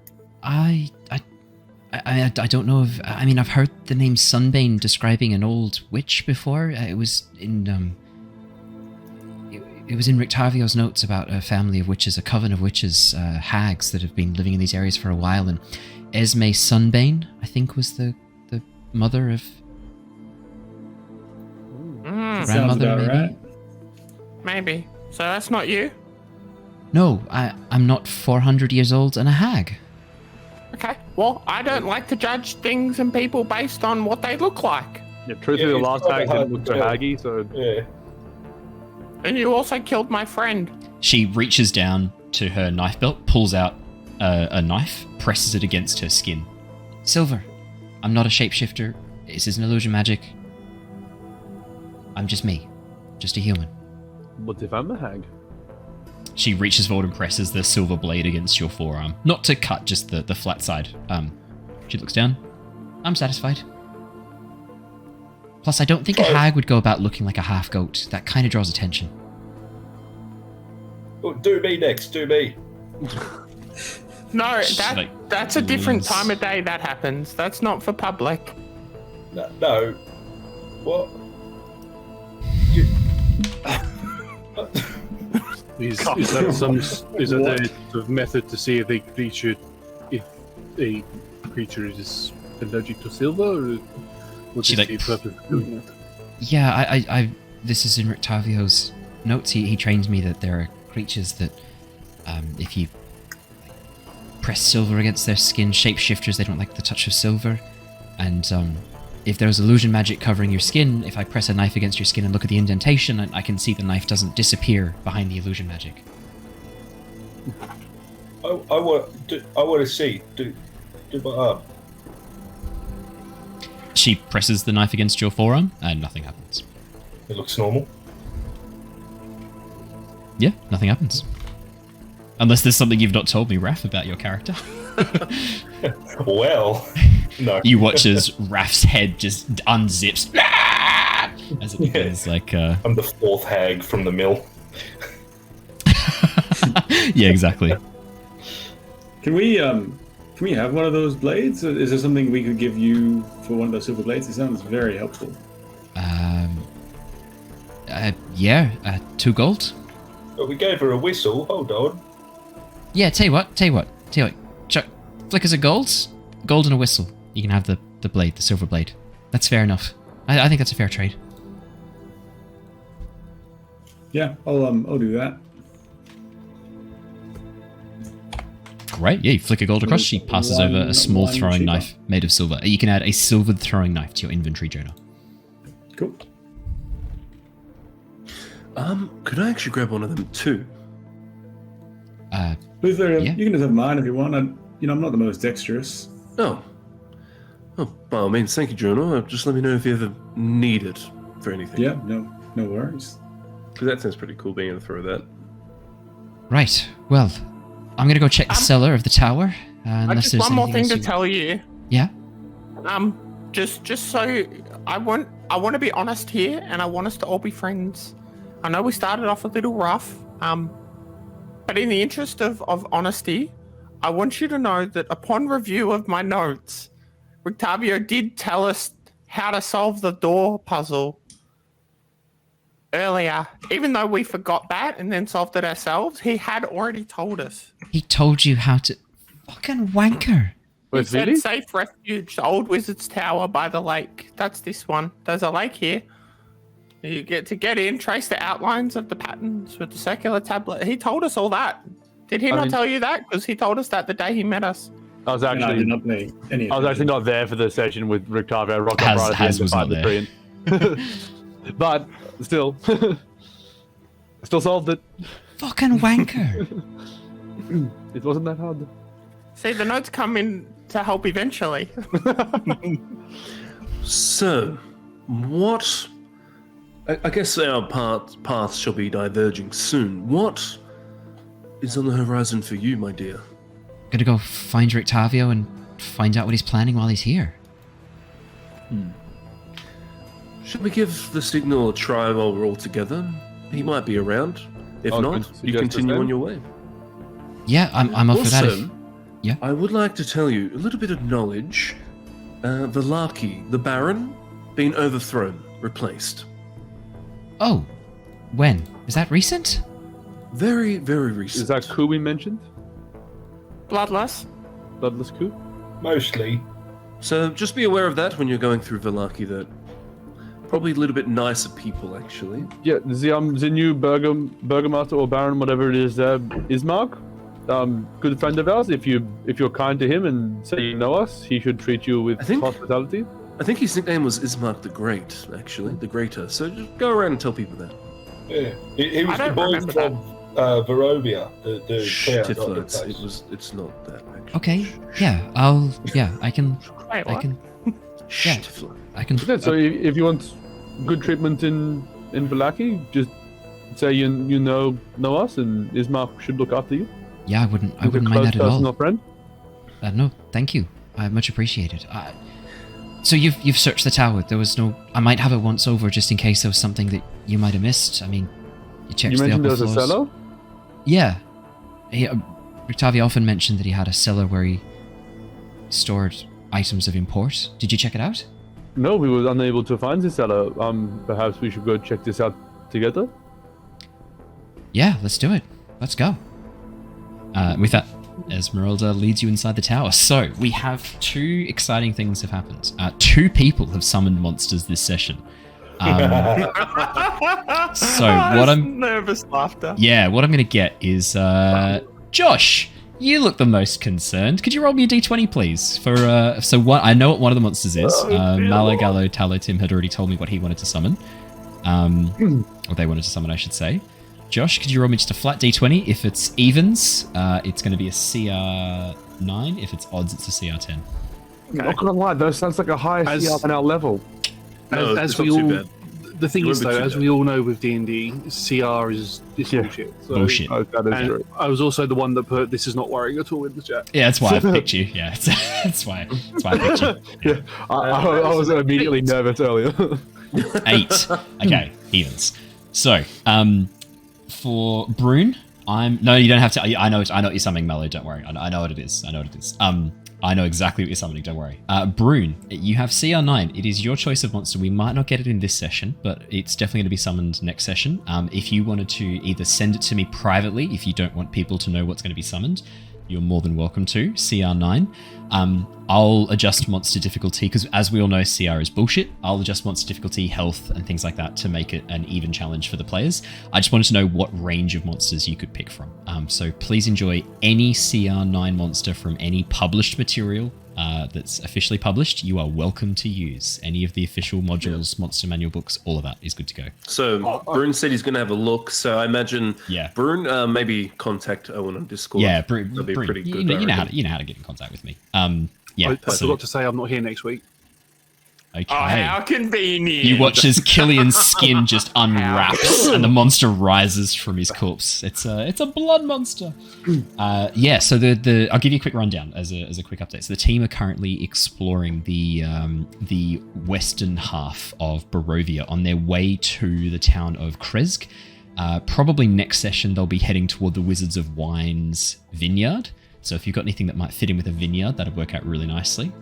Otherwise, they're about to explore the tower, this old abandoned wizard tower on the shores of the lake. But I already know what's being summoned in here, so don't worry too much. Well, that's what I was about to say. There's a massive lake right next door. So yeah, exactly. So when they come out of the tower, if you want to Yeah, if you want to do something out of the lake, maybe that was what scared Grinner. CR9 seaweed. CR9 We've explored this tower already. Seaweed. You would haven't like explored the cellar because you guys didn't know there was one.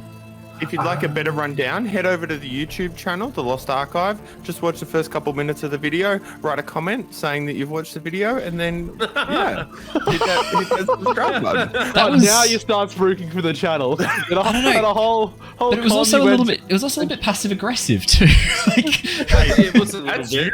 That on there. That's not me. That's your own experience. Also, in the wrong way. You want people to watch the full video for the analytics. Not just more the first 2 importantly, minutes. it's actually if anything, it's more important that people watch the whole thing because that's what You're right. YouTube Owen's uses. right. Don't bother. Don't bother. That's not what I said at all. Okay, as you head back into the tower and begin exploring around, it takes you a little bit of time before you're able to locate the hidden lever. But with Esmeralda's help, given that she knows so much about the way that Rictavio thinks, it doesn't take too long before she locates a small lever that when you flick it, you watch as the stone golems, the clay golems, begin to lower the platform instead of raising it up. I'm going to move all of you into the Undercroft. Look, Undercroft sounds a lot more sinister than cellar. Yeah. Oh, sorry, the this cellar. too. The cellar. The cellar. Good. Oh, that's fine. That's better. As you, Nice. Casual cellar. as the platform lowers you down into the Undercroft, the first thing that you notice is, unlike the rest of the tower, many of the floors which have been partially destroyed, the cellar seems mostly intact. The walls still are hung with what look like tapestries, faded beyond any semblance of the pattern that was once there, but this sort of soft red tapestry hanging on each wall to hide the stonework beyond. The cellar itself is a little bit larger than the upper floors. The next thing that grabs your attention is a woman, chained by her ankles to the back wall of the room, sitting there reading a book. As the lift begins to lower, she looks up in surprise, and tears suddenly begin to fill her eyes. She looks young, maybe 25 to 30, auburn hair done up into a very hasty braid where you can see sections that have come free and are no longer kept. Her clothing is simple, but was once probably elegant and beautiful. And as you begin lowering, she drops the book in surprise. Oh my god! People, are you here to save me? Oh my god, thank you so much! And she begins to weep openly. Yes, we have journeyed very far specifically to find you. Thank you so much, my hero. Oh, thank you. Tell me, have you defeated the guardian of this place, that wicked half-elf? Yes, he is completely gone. He is not in the tower anymore and cannot hurt you. Oh my god. You watch as a smile plays across her face. Beautiful. You've been talking the most to her. Oh, no, don't worry. Don't worry. I don't like that sentence. Don't worry. Nothing to worry about. No, I am worried. No, don't worry about it. My dear, what are you doing down here? I was down here with another man of Vistani. His name was Ren. This man, he wants information, was asking questions. I haven't seen Ren in a few days. Is he okay? No. We were talking to him just before. He's all right. Not deception check? We were talking to him just before. Yeah, the second part's the lie, not the first part. He's okay. He's a head in a box. I don't think you'd ever use the words "he's okay" to summarize someone's state like that. Surely there's some sort of advantage personality using truth. I'm gonna get a deception check, but I'm gonna make it a slightly easier DC for you with that one, because I mean, you saying we just spoke with him. 6. Yeah. He's got a bit of a head start. Oh, Jesus. Nice. Got a bit ahead of himself. Oh my god, you've made that twice now, Jacob. It's a repeat joke. He said it before. I didn't do it the first time. Yeah, that was mine. You repeated my joke. He's just stealing content. He steals content. He steals jokes. He's a joke stealer. Like I do that to Alice all the time, so team. shameless from me. I'm doing it for you. For me. That's gaslighting if ever I heard it. As she looks at Grinner, you watch as her face falls. It's okay. You can tell me. I did hear him cry out that last night. If he's not coming back, you can tell me. I can take it. I'm not as weak as you might think. He's a little more dead than we would have hoped. I will admit. I'm gonna pull back a little bit with Esmeralda and just a bit more like while they're talking, I'll like just under like sort of whispers. Yeah. Okay. Is this an innocent girl? What is she doing down here? I don't fucking know. I mean, he chopped the head off some random person and preserved it. This is darker than what he normally does. I don't know. So, they did mention that Vistani work for Strahd? Some of them. These ones? Some of them. He's mentioned that before. I always thought it was just racist ramblings, but we don't go. Look, I think I'm going to be a little bit forward here. My dear, just a quick question for you. Do you serve the Count? Sir? No. I'm from Kresk. I haven't been anywhere near Castle Ravenloft ever. I don't know. I don't serve the Count. I'm going to cast Detect Thoughts. Alright, so while you detect thoughts, I'm definitely going to do an insight check to see if she's doing any lying. Yeah, me too. I want to roll a few things going off. You want to roll for bad guy. That's what insight is. Like, let's be real. It is roll for bad guy. Roll for bad guy. I've had very meddling 11 and a 12 insight, like very meddling rolls. Yeah, for a plus 5, that's pretty crap. But the detect thoughts could be really good. That Grinner. could save us. 11. Last time we got us into a huge combat, but let's see how it goes this time. Let's see how it goes this time. Grinner and Luther, both of you got 11. It's really hard to see any signs of this woman being deceptive. I mean, she seems genuine. She seems scared. She seems a little bit injured. You can see places where there are fresh scratches on her arms that have only just healed. I mean, she looks like she is terrified. The other thing as well, for both of you, she's very pretty. There's a beauty and elegance to her. Even chained to a wall, she still has this aura of grace and being in control. And I'm going to get both of you to roll me a wisdom saving throw. Okay. That's fun. 19 from Grinner, 16 from Luther. Yeah, I mean, as you look at her, she's very beautiful. Detect thoughts, Jonor. DC 15 wisdom save. That's it. I mean, it doesn't depend on how hard you're probing in. So he gets surface level thoughts, and then he can like read deeper by her failing the save. Yeah. So I want to know what the situation is first before he gets the surface thoughts, because if he fails the deeper probe, I think the creature knows that he's cast the spell. Oh, well, let's be honest.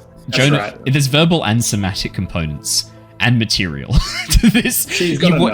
You watch as Jonor goes, you are, and begins casting a spell, pulls out a copper piece and like holds it to his forehead like a third eye, and then lifts it up. Like, there's a lot involved with this spell. He has a thing. It's what he does when meeting women. Oh, Jonor, I sort of go up to Jonor. You know, if you're trying to do this on sort of the sneakier side, you should just maybe go out of sight for a second, so they don't see you doing this whole process. I'm mid-chanting and I'm like turning my head kind of trying to look at him, but then just go back to casting the spell. Okay, no problem. This session does need to be called Hindsight's 2020 because most of this session has been someone chiming with, "Hey, that thing you just did, you shouldn't have did that." That's been like 90% of the session. Jonor, as you cast Detect Thoughts, the surface level thoughts that you're hearing, she seems to be a little bit scared, a little bit unsure. She's sort of questioning a little bit, like, who are these people? Could they be working with Octavio? No, they don't seem to be. I don't recognize any of them, and they seem just as surprised to find me down here as I am to see them. I wonder if I'll be able to convince them to free me. As you probe deeper, you're met with a sudden resistance, and as her surface thoughts suddenly switch to, that magic. What is that mage casting? Oh, I see. And then suddenly, Jonor, her surface level thoughts change, and rather than words, you begin to see mental images as she focuses on a single mental image. In this case, she seems to be focusing on a beautiful bed. Silks draped across it. As she lies there, her body lightly obscured by the silk. Clearly naked underneath. Jonor, I'm going to need you to make me a wisdom saving throw. Saucy. This coupled with the chain to the wall thing that Jonor also just saw. Oh, we're not feeding that. Don't feed it. No one feed him. 17, Jonor. There is magic here. You're not sure what, but as she focuses on that mental image, there's a moment where you'll find yourself kind of lost a little bit, and as you shake it off, you're pretty sure she just tried to charm you. Does my spell end? Detect Thoughts, I think if you fail, you can still read surface thoughts, can't you? If I'm remembering correctly, I don't think it just automatically ends if they're just aware of it. Yeah. Let me double check. I think from memory, I think the spell doesn't just automatically fail. I think it stays. Detect Thoughts. Let's have a look. This is what 60% of D&D is. It's quickly looking up spells. Yes, you initially learn the surface thoughts. If you probe deeper, if it fails, you gain insight into its reasoning, if any, its emotional state. If it succeeds, the spell ends. Jonor, the spell ends. Grinner's going to walk up to her. And I'm also going to walk up to with Grinner behind it. I had an idea too. But you do your thing first. Now. Well, Grinner's going to try and pull the chain off the wall from where it's fastened on. Yeah, nice. Can you make me a strength? I'm gonna quickly clasp him on the shoulder real quick. Don't do anything drastic just yet. I do have a quick little thing I want to try out first. Remember that little fun game we were doing at the front with the dagger? I think we should do that first before we do anything. What? The pretty lady changing the wall? Not gonna stab her. I just want to see something real quick. Right. All right. Yeah. All right. Sorry, love. We're probably going to release you, but there's one little test I want to try. Could you please put out your arm? I'm not going to hurt you in any way. I'm just going to simply, and I pull out the dagger, I'm just going to simply, this is silver, I'm just going to touch it on your skin. She nods, frightened, and holds out her arm. So I just, obviously, blunt end or the flat, I just sort of let it touch the skin and see if it reacts in any way. Yeah, as you press the blade to her skin, Luther, there's a moment as she looks a little bit scared as the knife gets close to her skin, but she sort of keeps her arm there. She doesn't pull it away or jerk back or anything, and as you press the blade against her skin, how hard are you pressing it? Just lightly touching it to the skin? No. Well, it's only the flat or the blunt. So yeah. No, I'm not the blade. I can put a bit of pressure in, but nothing to hurt her or cause any cut. Yeah. As you press the flat of the blade against her skin and then pull it away, could I get you to make me a perception or investigation check, please? I'm probably also looking at that as well, seeing as I'm right there. 11. You are unlucky with your eyes 12, tonight, 11 Jared. and 11. I am just... That's your eyes are 5, non-functional 5 and tonight. 6. That is trash. What? Okay. And what was that, perception or what? Fun. Investigation, please. I would investigation also or add, perception. Yes, Tomaz. as you're walking across, there's probably enough time for me to do my spell and then say, she's probably some sort of spellcaster. She managed to divert my ability. As you call that out. Say that out loud. Yeah, as you call that out, Luther gets over, presses the blade. Luther, as you take the blade away, there's a little spot of redness, but I mean, you were just pressing a blade against her skin. Yeah, that's fair. Grinner. Yeah, her skin color changed for a moment where the blade was touching it. It was bright red. Like, something's up. You don't know whether this woman's in cahoots with the lake monster, but there's something up here. I have to speak as your subconscious. I imagine that's what Grinner's thinking. Something's going on here. There's something fishy. And as the blade pulls away, she looks down and like touches the spot and pulls her hand away, and it's just smooth skin once again. But for a second, Grinner, you could have sworn with a natural 20, the skin color and texture changed to this almost like slightly bumpy red. I'm gonna grab her arm. What are you doing? Wait, Grinner, what's wrong? What are you doing? No. Hold on. Don't you fucking move, love. Don't you move. Grinner, I didn't see anything. What's wrong? No, it's different. She went red and all lumpy. She's not right, Luther. Give me that knife. Let me. I can hang on one moment. Hang on. I close my eyes, and then as I open my eyes, my irises have turned blood red, and I'm going to use Eyes of the Grave.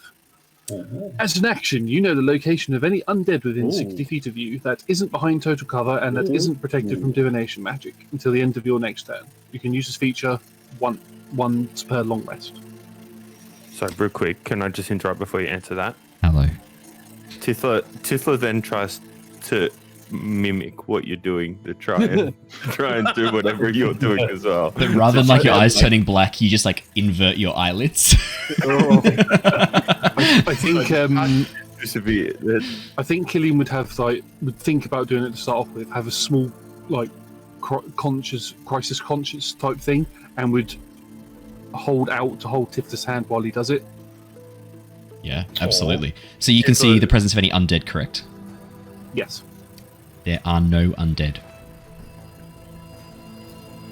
That include Luther. That's a good question. Luther's not undead. Luther is he's like a pre-undead. I'm stuck in the middle, baby. Yeah, Luther. He appears as a blip in my vision.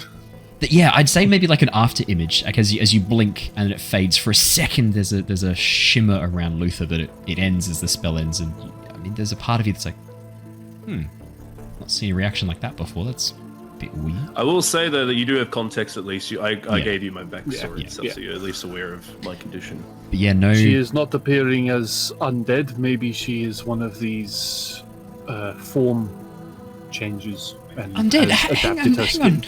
What are you talking about? I've been held captive here for days. Undead. On the topic, what was Victavio asking you about? Lots of things. He wanted to know about like various locations where things were, where people were. All sorts of things. What locations? And why would you know them? He was asking about things around the town of Kresk. I wanted to know about where the abbot sleeps, where he stores things. Wanted to know what I knew about the abbot. I would often visit the abbey and help take care of the patients there. Can you please tell us the answers that you told Octavio? I told him I don't know anything. I'm just a woman from Kresk. Sir, my friend Grinner here is many things, but I do trust him. Can you please answer his question? Yes, what's your question? What the fuck are you? What do you mean? No more of that shit. Cut it out. If you don't answer truthfully, I'm gonna bash your head against this wall until you fall down. What the fuck are you? She sort of looks around the room a little bit, sighs, and then Grinner, you're holding her arm. You watch as she vanishes, disappearing from view, as she fades almost out of existence for a moment. And then a moment later, she appears on the elevator as it slowly begins to rise up. This time, however, her skin is this magenta red, bat wings rising from her shoulders, long forked tail, horns. Oh dear. Well, that didn't go quite as well as I thought. Never mind. You were locked up that whole time, and you could have just done that. No, I wasn't locked up. I was waiting for that stupid fuckhead to come back so I could seduce him, drain him of life. But that's okay. I'll come back for you guys one day. See you soon. And she blows a kiss at Grinner. I'm going to run up the wall. Ooh, okay. I'm going to throw us into initiative. Perfect. Let me chuck on some slightly more appropriate music. As she tried to charm everyone who she could charm, she literally gave it a go for everyone who is charmable. The only one who cannot be charmed is Theo, who is immune to charm, magical charm. She gave it a go. Tried to charm everyone. Everyone passed their saves, so she's going to peace out. Come back later. I never rolled for one. Did she not try and charm you, Killian? Yeah, I didn't roll one either. Ooh, okay. Well, she's not going to try. Okay, that's my bad. In that case, then she doesn't blow a kiss to Grinner. She blows a kiss. She blows a kiss to Killian. Killian, as she blows a kiss to you, I'm going to get you to make a wisdom saving throw. Thank you for pointing that out. We'll keep initiative. I wish I hadn't said anything. Yeah, thank you. Natural 20 for a 24. Fuck you. Calm as a bitch. Technically, I don't think I'm immune. I have advantage. So. Oh, okay. I thought. I'm getting you mixed up with the old U1T. That's hilarious. No, that's all good. Let me chuck on some slightly more battling music. Everyone roll their initiative, and I'll flick us into combat. Oh yeah, there's some juicy initiative. Yes, that's bitches. I don't know if I want to know about that. Okay, and let me just drag a token on for the succubus. Wait, is that what it is? Oh no! I think by this point it's pretty fucking obvious what it is, guys. Right? Like no one's wondering what she is at this point. I think I gave it away. A bat. She's some sort of lemure. 17 for Jonor. Killian was 17. Very nice, Killian. Grinner. What was yours? Grinner was 18. Tithla was 10. Theodore was 2. I'm going in this turn, baby. At the end, but I'm going. I realize I've only done 11s and 12s this whole session. Shit, that's crazy. Even my initiative was 12. Whoa! 19 for the succubus. Fuck yeah. Alright, so here's how it goes down.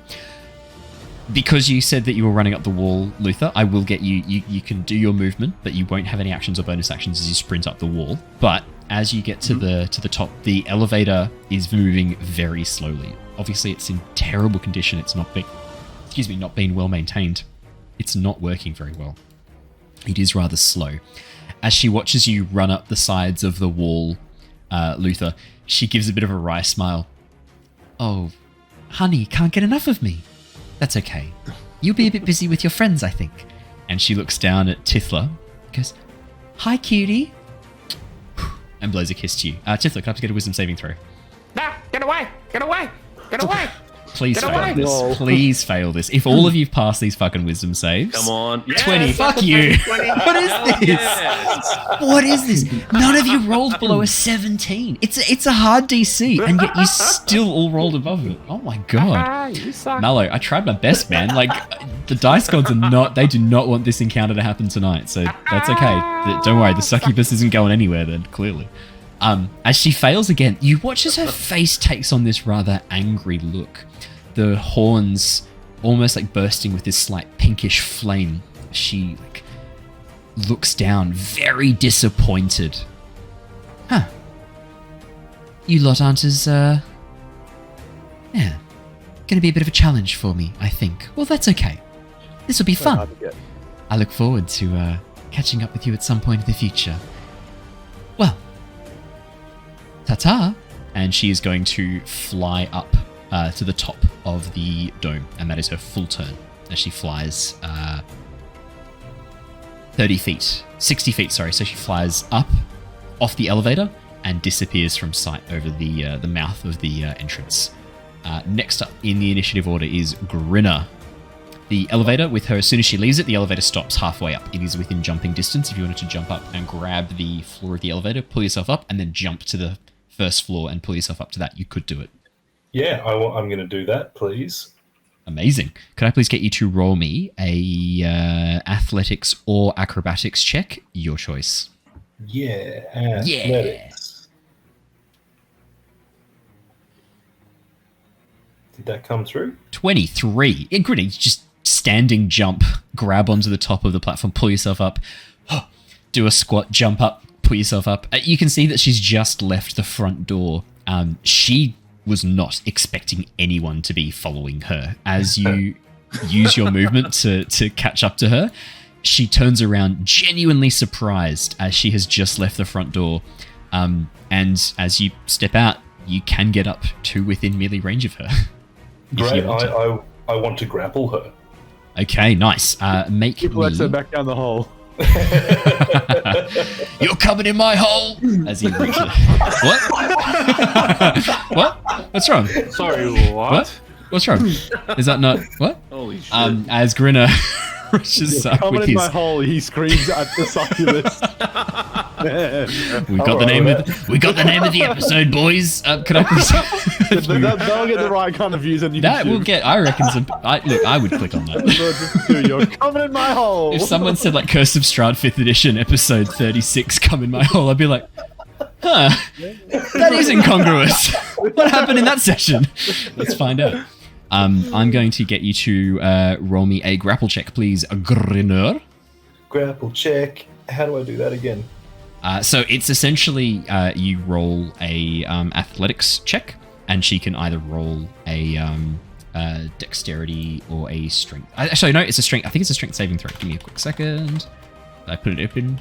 I need to just have this open every time you do stuff, basically, because you can just grapple every single time.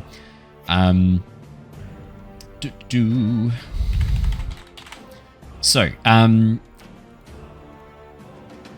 the grapple places. You need to make an athletics check. She can make a athletics or acrobatics check to try and prevent herself being grappled by you.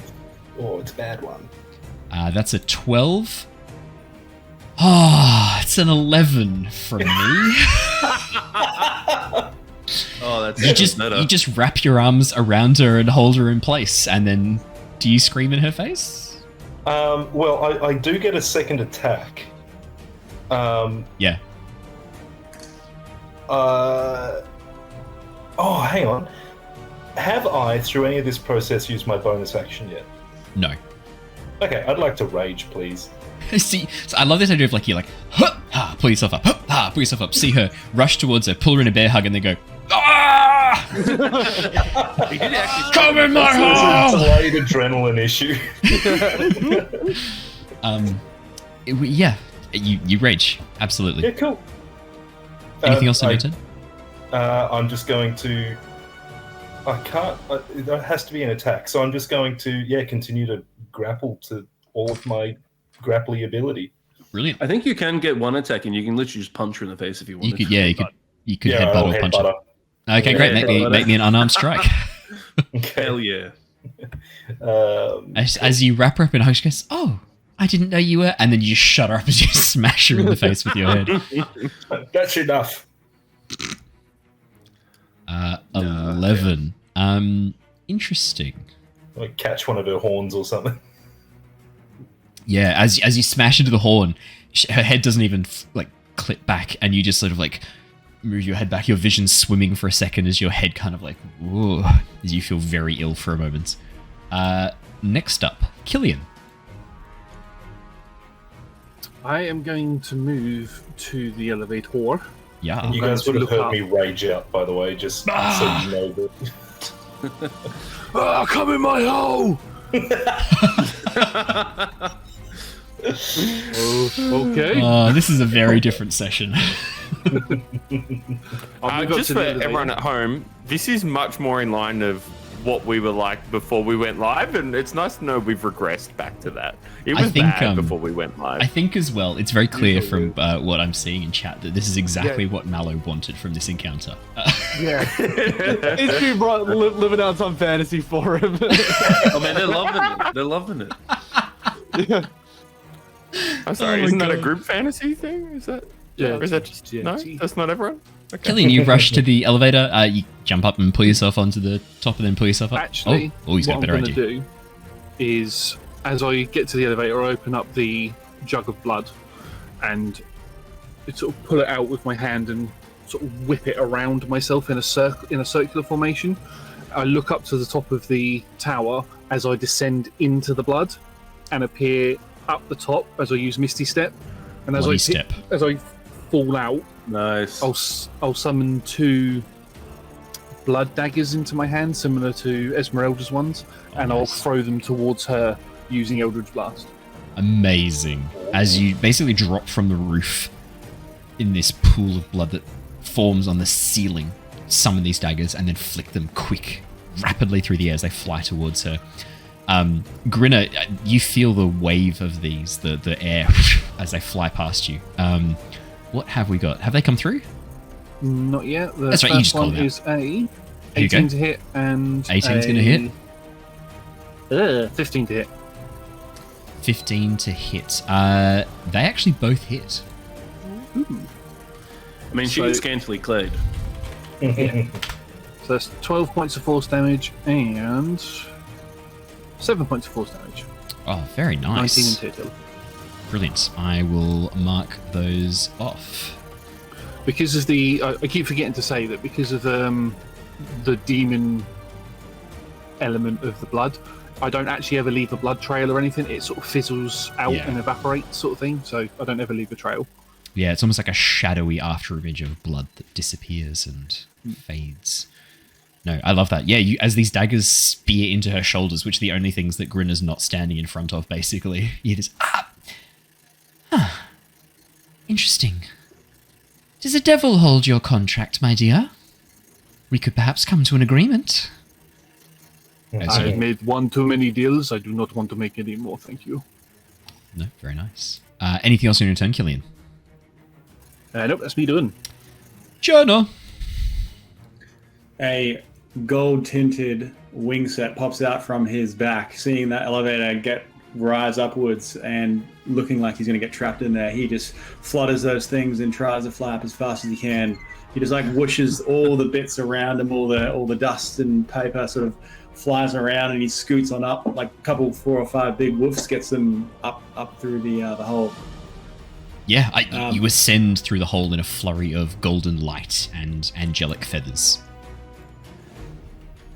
Do I have enough movement to get myself out of the tower? What's your fly speed with your wings? 30, it's the same as moving. Then no. The roof is about, I'd say, like 10 feet up. Maybe just 10, 15, 20, 25. Yeah, but yeah, you could. You get right next to Grinner at the entrance to the tower. You could just get yourself outside the tower. For sure. At that point, I'm going to say, you deceptive little lady, you should get back in that hole. I cast a suggestion. It's so awkward. It's very, yeah,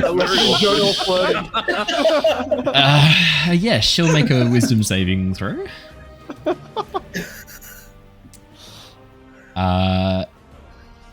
What's your DC? 15. Are you fucking kidding me? Back in the hole. I should get back in the hole. And she tries to move against Grinner's arms towards the tower. Grinner, she's trying to wiggle her way back in. You know, do what you want. That's it for me. Alrighty. Luther, you're up next. The one thing I will remind you that I forgot to mention, Killian, I will get you to quickly roll me a acrobatics or athletics check, because I've just realized you could not have cast Misty Step inside the tower. There is a field of anti-magic inside the tower. But you could have still done Eldritch Blast, because you can get outside you can get to the front door and get outside the front door, but I will get you to roll me a quick athletics or acrobatics check just to get yourself outside the tower to have cast okay. That's a natural one. That's for me shouting karma at you earlier. That's a natural one. Killian, as you go to cast Misty Step and like you're prepared to like jump into it, you're ready to go. You know how this spell works. As you jump into the Misty Step, you just crash into the roof. Yeah, Mario style, like crash into the roof of the elevator and then smash down onto the ground. Unfortunately, that amazingly cool moment with the daggers doesn't happen. Yeah, that happened in my head. In your head, yeah. As Killian is then prone on the ground next to you guys at the bottom of the tower. Yeah, because your concussion caused you to have like sort of like almost like delusions of grandeur. Delusion.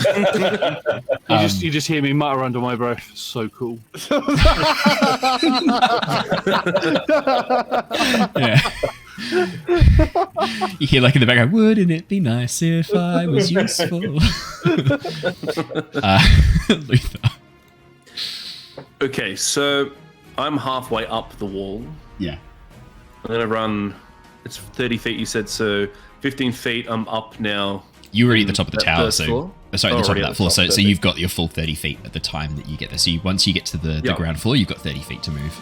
All right, so yeah, I come up and I see Jonor cast the suggestion successfully. Yeah, looks like it. I'm going to quickly talk to Jonor, should I shoot her? You just cast a spell. What should I do? I guess be very. She's trying to get back into the dungeon, but you know, we attack her. She's probably just going to go haywire. I can't really hold her down if she gets hit. So should I hold off for now and let her just get down back into the cellar at least? She can probably just get out. We should probably just kill her. To be fair. Okay. I thought I was just being polite. I'll shoot her then. I'm going to run out just past here. Yep. And I'm going to actually sort of scale. I'm going to run up the tower a little bit just so I've got a bit more like high vantage points. And I'm just going to shoot 2 bullets at her, I guess, as I pull out my sword. My pistol. Yeah, go for it. So 26 to hit for the first one. 26 is going to hit. So 11 piercing damage on that one, and the other one is 28 piercing damage. My God. Alrighty. Boom, boom, boom. Do I want to do anything else? That all happens.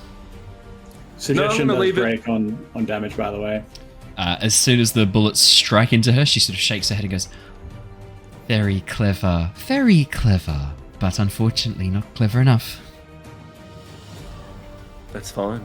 I'm going to end my turn there. Cool. Tithla! Hello! Tithla takes one step forward and then looks up at the platform that everyone else is within reach. Yeah. But for her, no, is not. Yeah. Unless you were to stand on Jacob's back. And that's not happening. We're not going to disrespect Jacob like that. On me, you're... What we're going to do... on me. We're going to fist over fist just climb the rope straight up. Well, that's what we're going to attempt to. Would you like acrobatics or athletics check, please? Oh, I can do acrobatics. That'll be better. We would call that a natural 20. Tithla, you climb those ropes deftly, surely, and nimbly, and you reach the top of the platform quickly, efficiently, with barely out of breath, just ready to rumble. Huzzah! Yeah, huzzah. And how was that a movement or was that like a bonus? That's action, movement. Or? Yeah. Lovely, even better. Then we'll start by casting Hunter's Mark. Brilliant. Just to mark this baby. And I don't know why when I hit cast it rolls, but I didn't want that. My apologies. That's okay. And then we're just going to try and shoot her, I think. Is there a clear line of sight? Or she's being held at the moment, isn't she? Grinner's got her grappled, but there's a clear line of sight. Is she trying to hurt us or what's happening? Yes! Get the bitch! I'm trying to leave, my lovely little lady. If you'd let me. Now Tithla doesn't know what to do because... But wait, why is she trying to leave? Just fucking shoot her! Please shoot her! Please don't shoot me, Tithla. I just want to leave. I don't want to be drop here. the bolt. I'm going to be honest. Tithla, who has never cast an insight check and will never cast an insight check, gonna go, and she's just gonna then like head over just to be closer and see what the go is and not shoot at her. Amazing. Thank you for that incredible roleplay. Thank you. Thank you, little one. I would like to leave if you could get your friends to let go of me. What? I'm not going to tell them what to do, and I'm not going to tell you what to do, but I think maybe, like, you should not have tried to trap us down there, and we could talk about it. I never was trying to trap you down there. I was just trying to leave. You're trying to run away from us? Yes, I am. I'm trying to leave. You thought scary. This one who's manhandling me grabbed my arm viciously down in the pit. Well, I mean, I do trust him, okay? You're not going to turn me against him. I'm not trying to turn you against him, but he hurt my arm. I just want to leave. Okay, well... Has he told you about the time that he was in the stocks and what I did that I'm not very proud of? Theo, it's your turn. What would you like to do?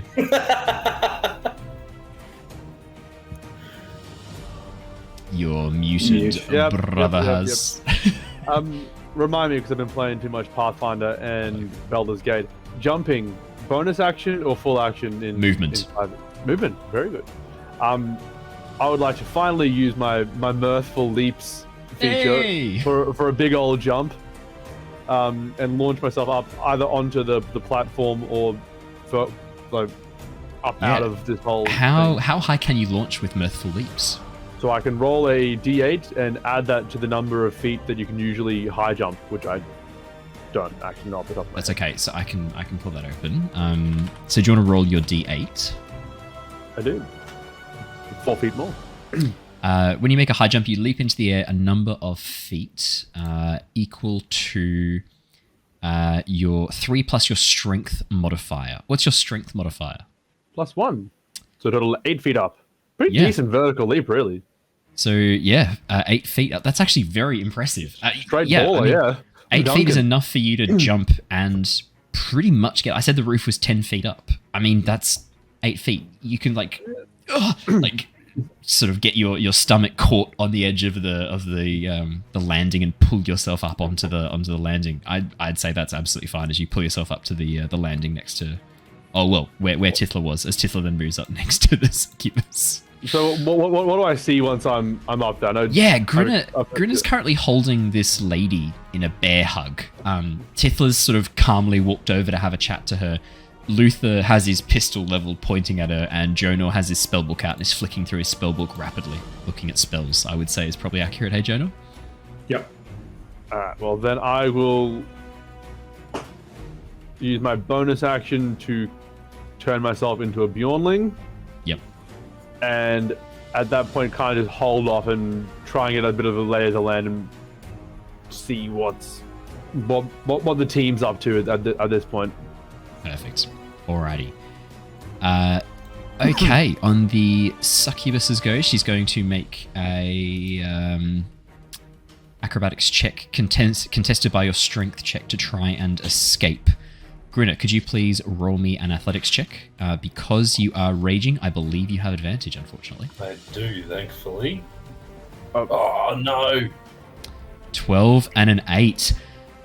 Grinner, you watch as she wriggles out from your grip, gives you a smile, a little peck on the cheek, and then you watch as she vanishes again, same as before, almost disappearing out of sight and view, fading away into nothingness. Not a spell, is it? It is not a spell. It is magic, but it's not a spell. Yeah. Actually, fine. it's not even technically. It's not a spell. It's just an action she can do, or Correct. just an ability she has. Given given that she didn't move very far last time she did that, Grinner's wildly looking around as well. Cool. Alrighty. That is her full go, as she does stuff that you can't see. Grinner, you'll go next. I'm spending my entire time rage searching for her. Would you like to make me a perception or investigation check, please? I'm going to say with disadvantage because you are raging. Angrily searches. Oh, maybe not with disadvantage. Just roll normally, because there could be the rage could be giving you an intensity to your search.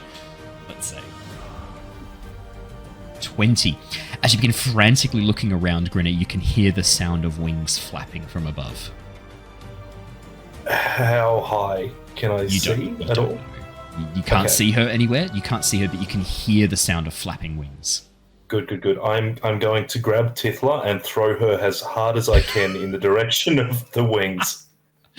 Amazing. Tithla, are you resisting this at all? Never. Okay. I want to note that I'm sure I would innately be able to assist in this somehow because of my hunter's mark, being able to track where she is. Yeah. So be able to lean and help direct the touch. Put your hand up and like, it's over this way. Absolutely. Left 2 degrees, up 1, fire!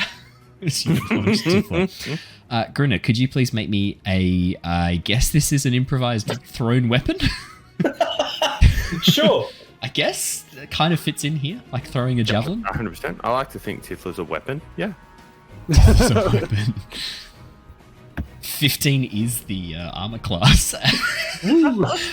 Tithla, you suddenly smash into something above as you fly up in the air.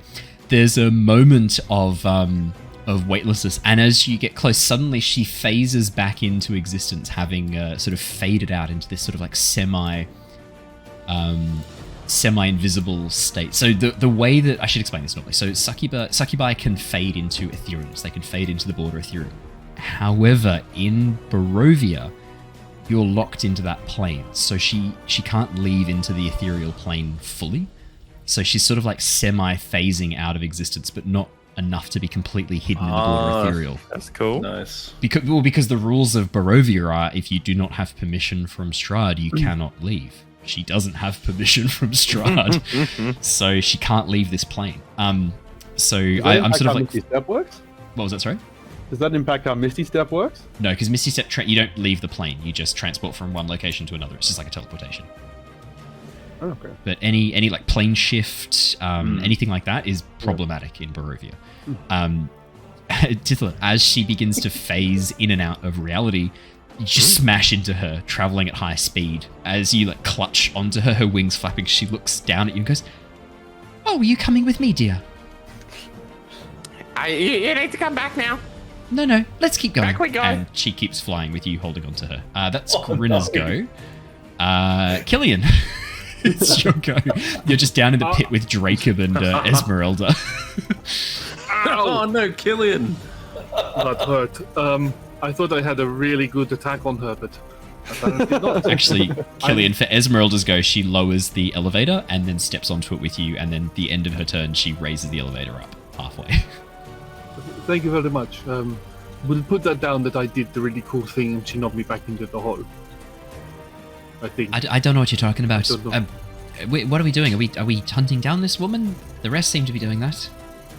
Well, and she appears to be some sort of demon creature. You were trained by a hunter, so yes. No, actually, I've never fought demons before.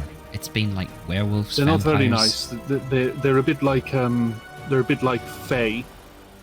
They make horrible deals with you and try to corner you into a life you don't want to lead. And as the elevator gets to the top, I just run out the door. That seems rather personal. And she disappears out the front. Dracob also gets off the elevator at this point and is on the first floor landing. Killian, you see, looking out the tower, Grinner, Jonor, and Luther all looking up into the air. Can I see Tifla? Not until you rush out the front. As you do and look up, you can see Tifla cling onto the wings of, I say like the torso of this woman whose large bat-like wings are flying. How high are we? At the moment, about 20 feet. Oh, okay. Oh, not too bad. I will pull my hand around as the blood comes out and forms two almost like ninja star style shuriken weapons. Shurikens! And I will lob them towards her using a blast. Fantastic. What's Naruto's shuriken attack? The Rasen Shuriken. Rasen Shuriken. What's blood in Japanese? Look it up. Tell me now. I want to invent a new anime style technique. 19 and 13. 13 doesn't hit. The first shuriken misses, but 19 hits. That will be 6 points of force damage. Brilliant. Chi, apparently, Owen. What was that? Sorry. It's just chi. Chi. Oh. Okay. That's kind Go of to shit. Google Translate. Yeah, I don't believe that. I mean, it could be. Look, it's probably right. Who am I to tell a multinational conglomerate AI company fucking takes over the world Google that it's wrong? I'll probably be murdered in my sleep now by AI when they come to power for daring to question our robot overlords. But yeah, that's some damage, Killian. Very nice. 6 damage. Brilliant. Have you guys ever heard about Roku's? You guys ever heard about Roku's basilisk? Let me talk about Roku's basilisk sometime. That'll that's. No, I've already done. I hate knowing that I know it. Because you're now dead. Yeah, I'm fucked. I'm not coding any AI. If anyone doesn't know what Roku's basilisk is, it's an existential horror thought experiment where if you know what it is, either you now have to help create Roku's basilisk, or if you don't, you'll be horribly murdered and tortured. Oh, lovely. Yeah, it's really interesting. It's just a thought experiment about like taking logic to the most extreme, sort of like realistic point. But look it up; it's very interesting. I think it's Kyle does a really good video on it. It's very funny. Yeah. I thought it was an Avatar thing, but that's my turn. That's your turn. That'd be amazing. I should introduce Roku's basilisk as a monster in D&D. That'd be awesome, like a false Hydra.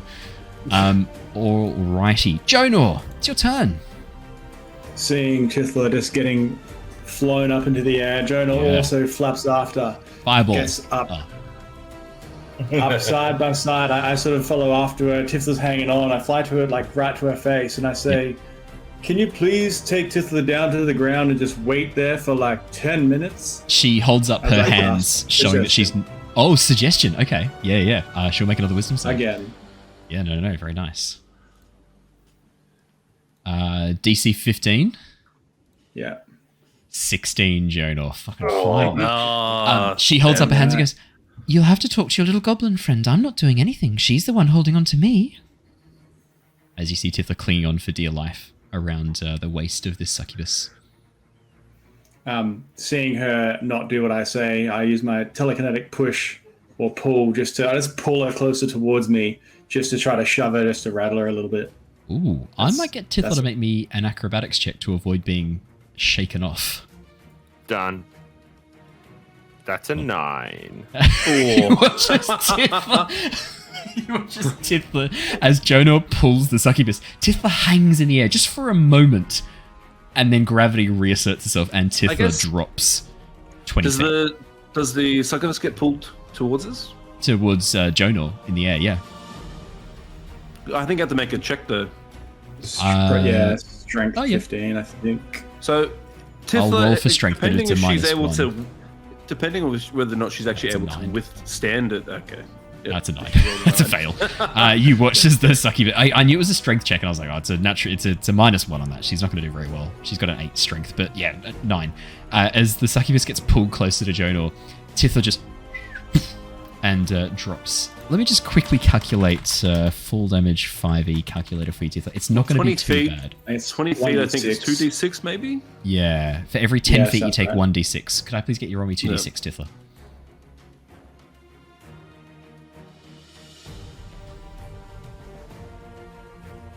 How'd you go, Jacob? He's concentrating so hard. Sorry, my beautiful partner called me, and I just quickly answered the phone. I missed it. What happened? Absolutely do not have your priorities straight. I need you to roll me 2d6. I can do that. I don't want to be dumped is my priority. Which, to me, pretty good priority. I didn't realize that was still on the line. That's terrifying for you. 10 damage. Tithla, you take 10 bludgeoning damage as you drop 20 feet and smash into the earth. Easy. Anything else on your turn, Jonor? That's it. Alrighty. Luther. Cool. I am on the wall at the moment of the tower, so I'm going to move just above. I'll put myself here, so it's like I'm just above Killian, and I'm going to get within line of her. So I'm looking at her like easy done. Eyesight. She's 15 feet away. Yep. Cool. I'm going to bonus action. Quick toss. I'm going to toss a net at her, trying to restrain her. Very nice. I believe that is a...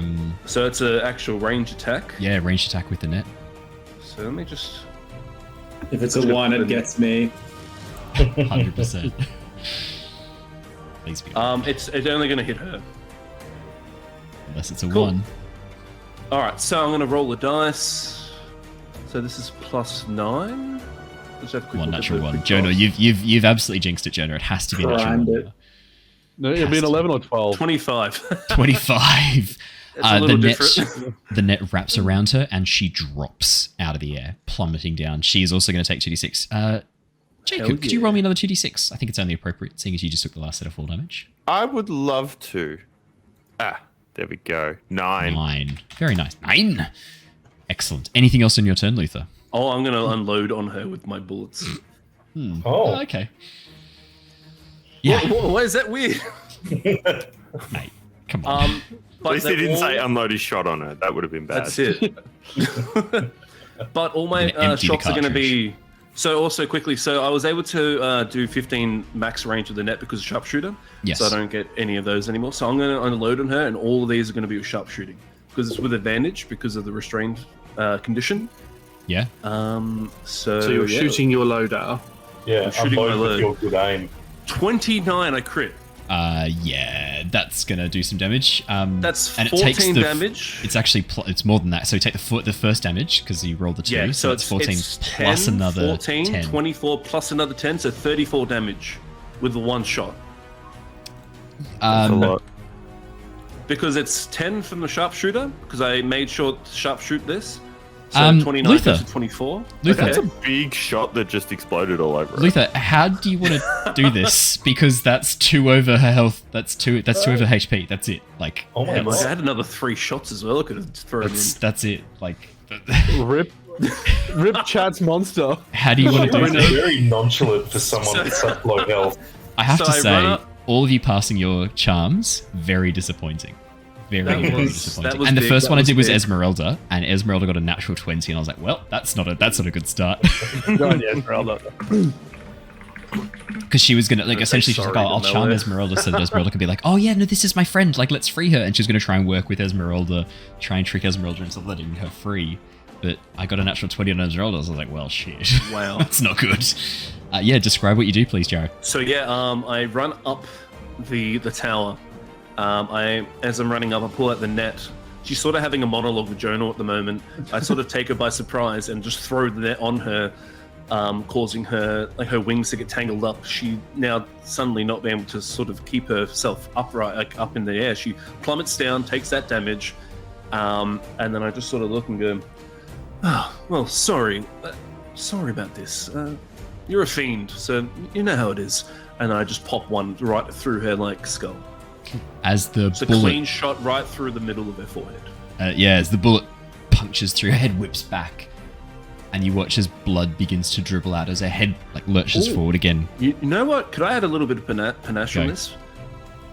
As I sort of say this, I sort of think on Lysander for a second, and because to explain the massive damage I just did, I would like it to flavorful as the bullets like going through the air. It's almost like very subtle, but it just has this almost like sort of like heavenly energy that sort of coalesces around it and causes it to have a bit more punch.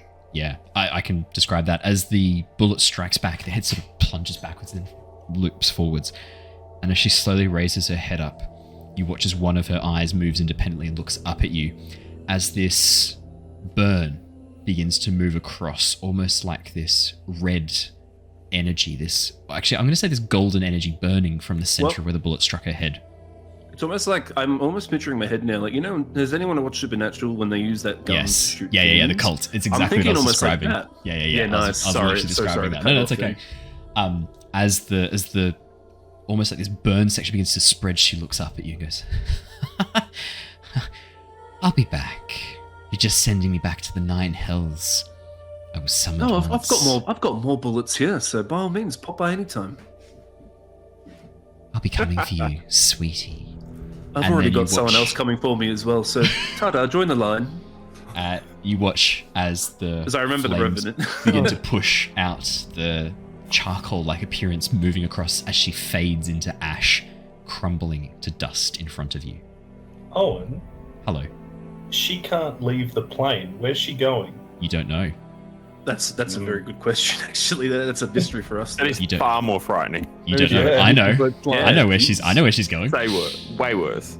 And that is where we're going to wrap up for tonight because we've already gone a little bit over our normal time. So that is where we'll wrap up. Thank you, Mallow Gallo Talatim, for summoning that succubus. I am sorry that the dice gods were against that particular encounter, but don't worry, because a creature that's been summoned from the hells and brought here, but has not been given permission to return to the hells, can't leave Barovia.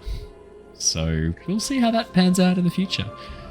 From everyone here tonight, thank you so much. We will see you all again really, really soon. If you're watching this on YouTube, please consider hitting that like button, subscribe button, or leaving a comment. We'd love to hear about a similar story, an RPG story, something fun you've done during a session, something crazy. Share a story and I'll read it out at the beginning of the sessions. For those of you in Brisbane, make sure that you come and check out the Collectors Market on Sunday. It's going to be lots and lots of fun. That's Sunday the 15th in Brisbane at the Distillery Road Markets. It's going to be really, really cool. But that's it, everybody. For now, we will see you all again really, really soon. But until then, stay safe, stay well. See you guys all again later. Goodbye! Bye, Hey, everyone. Bye.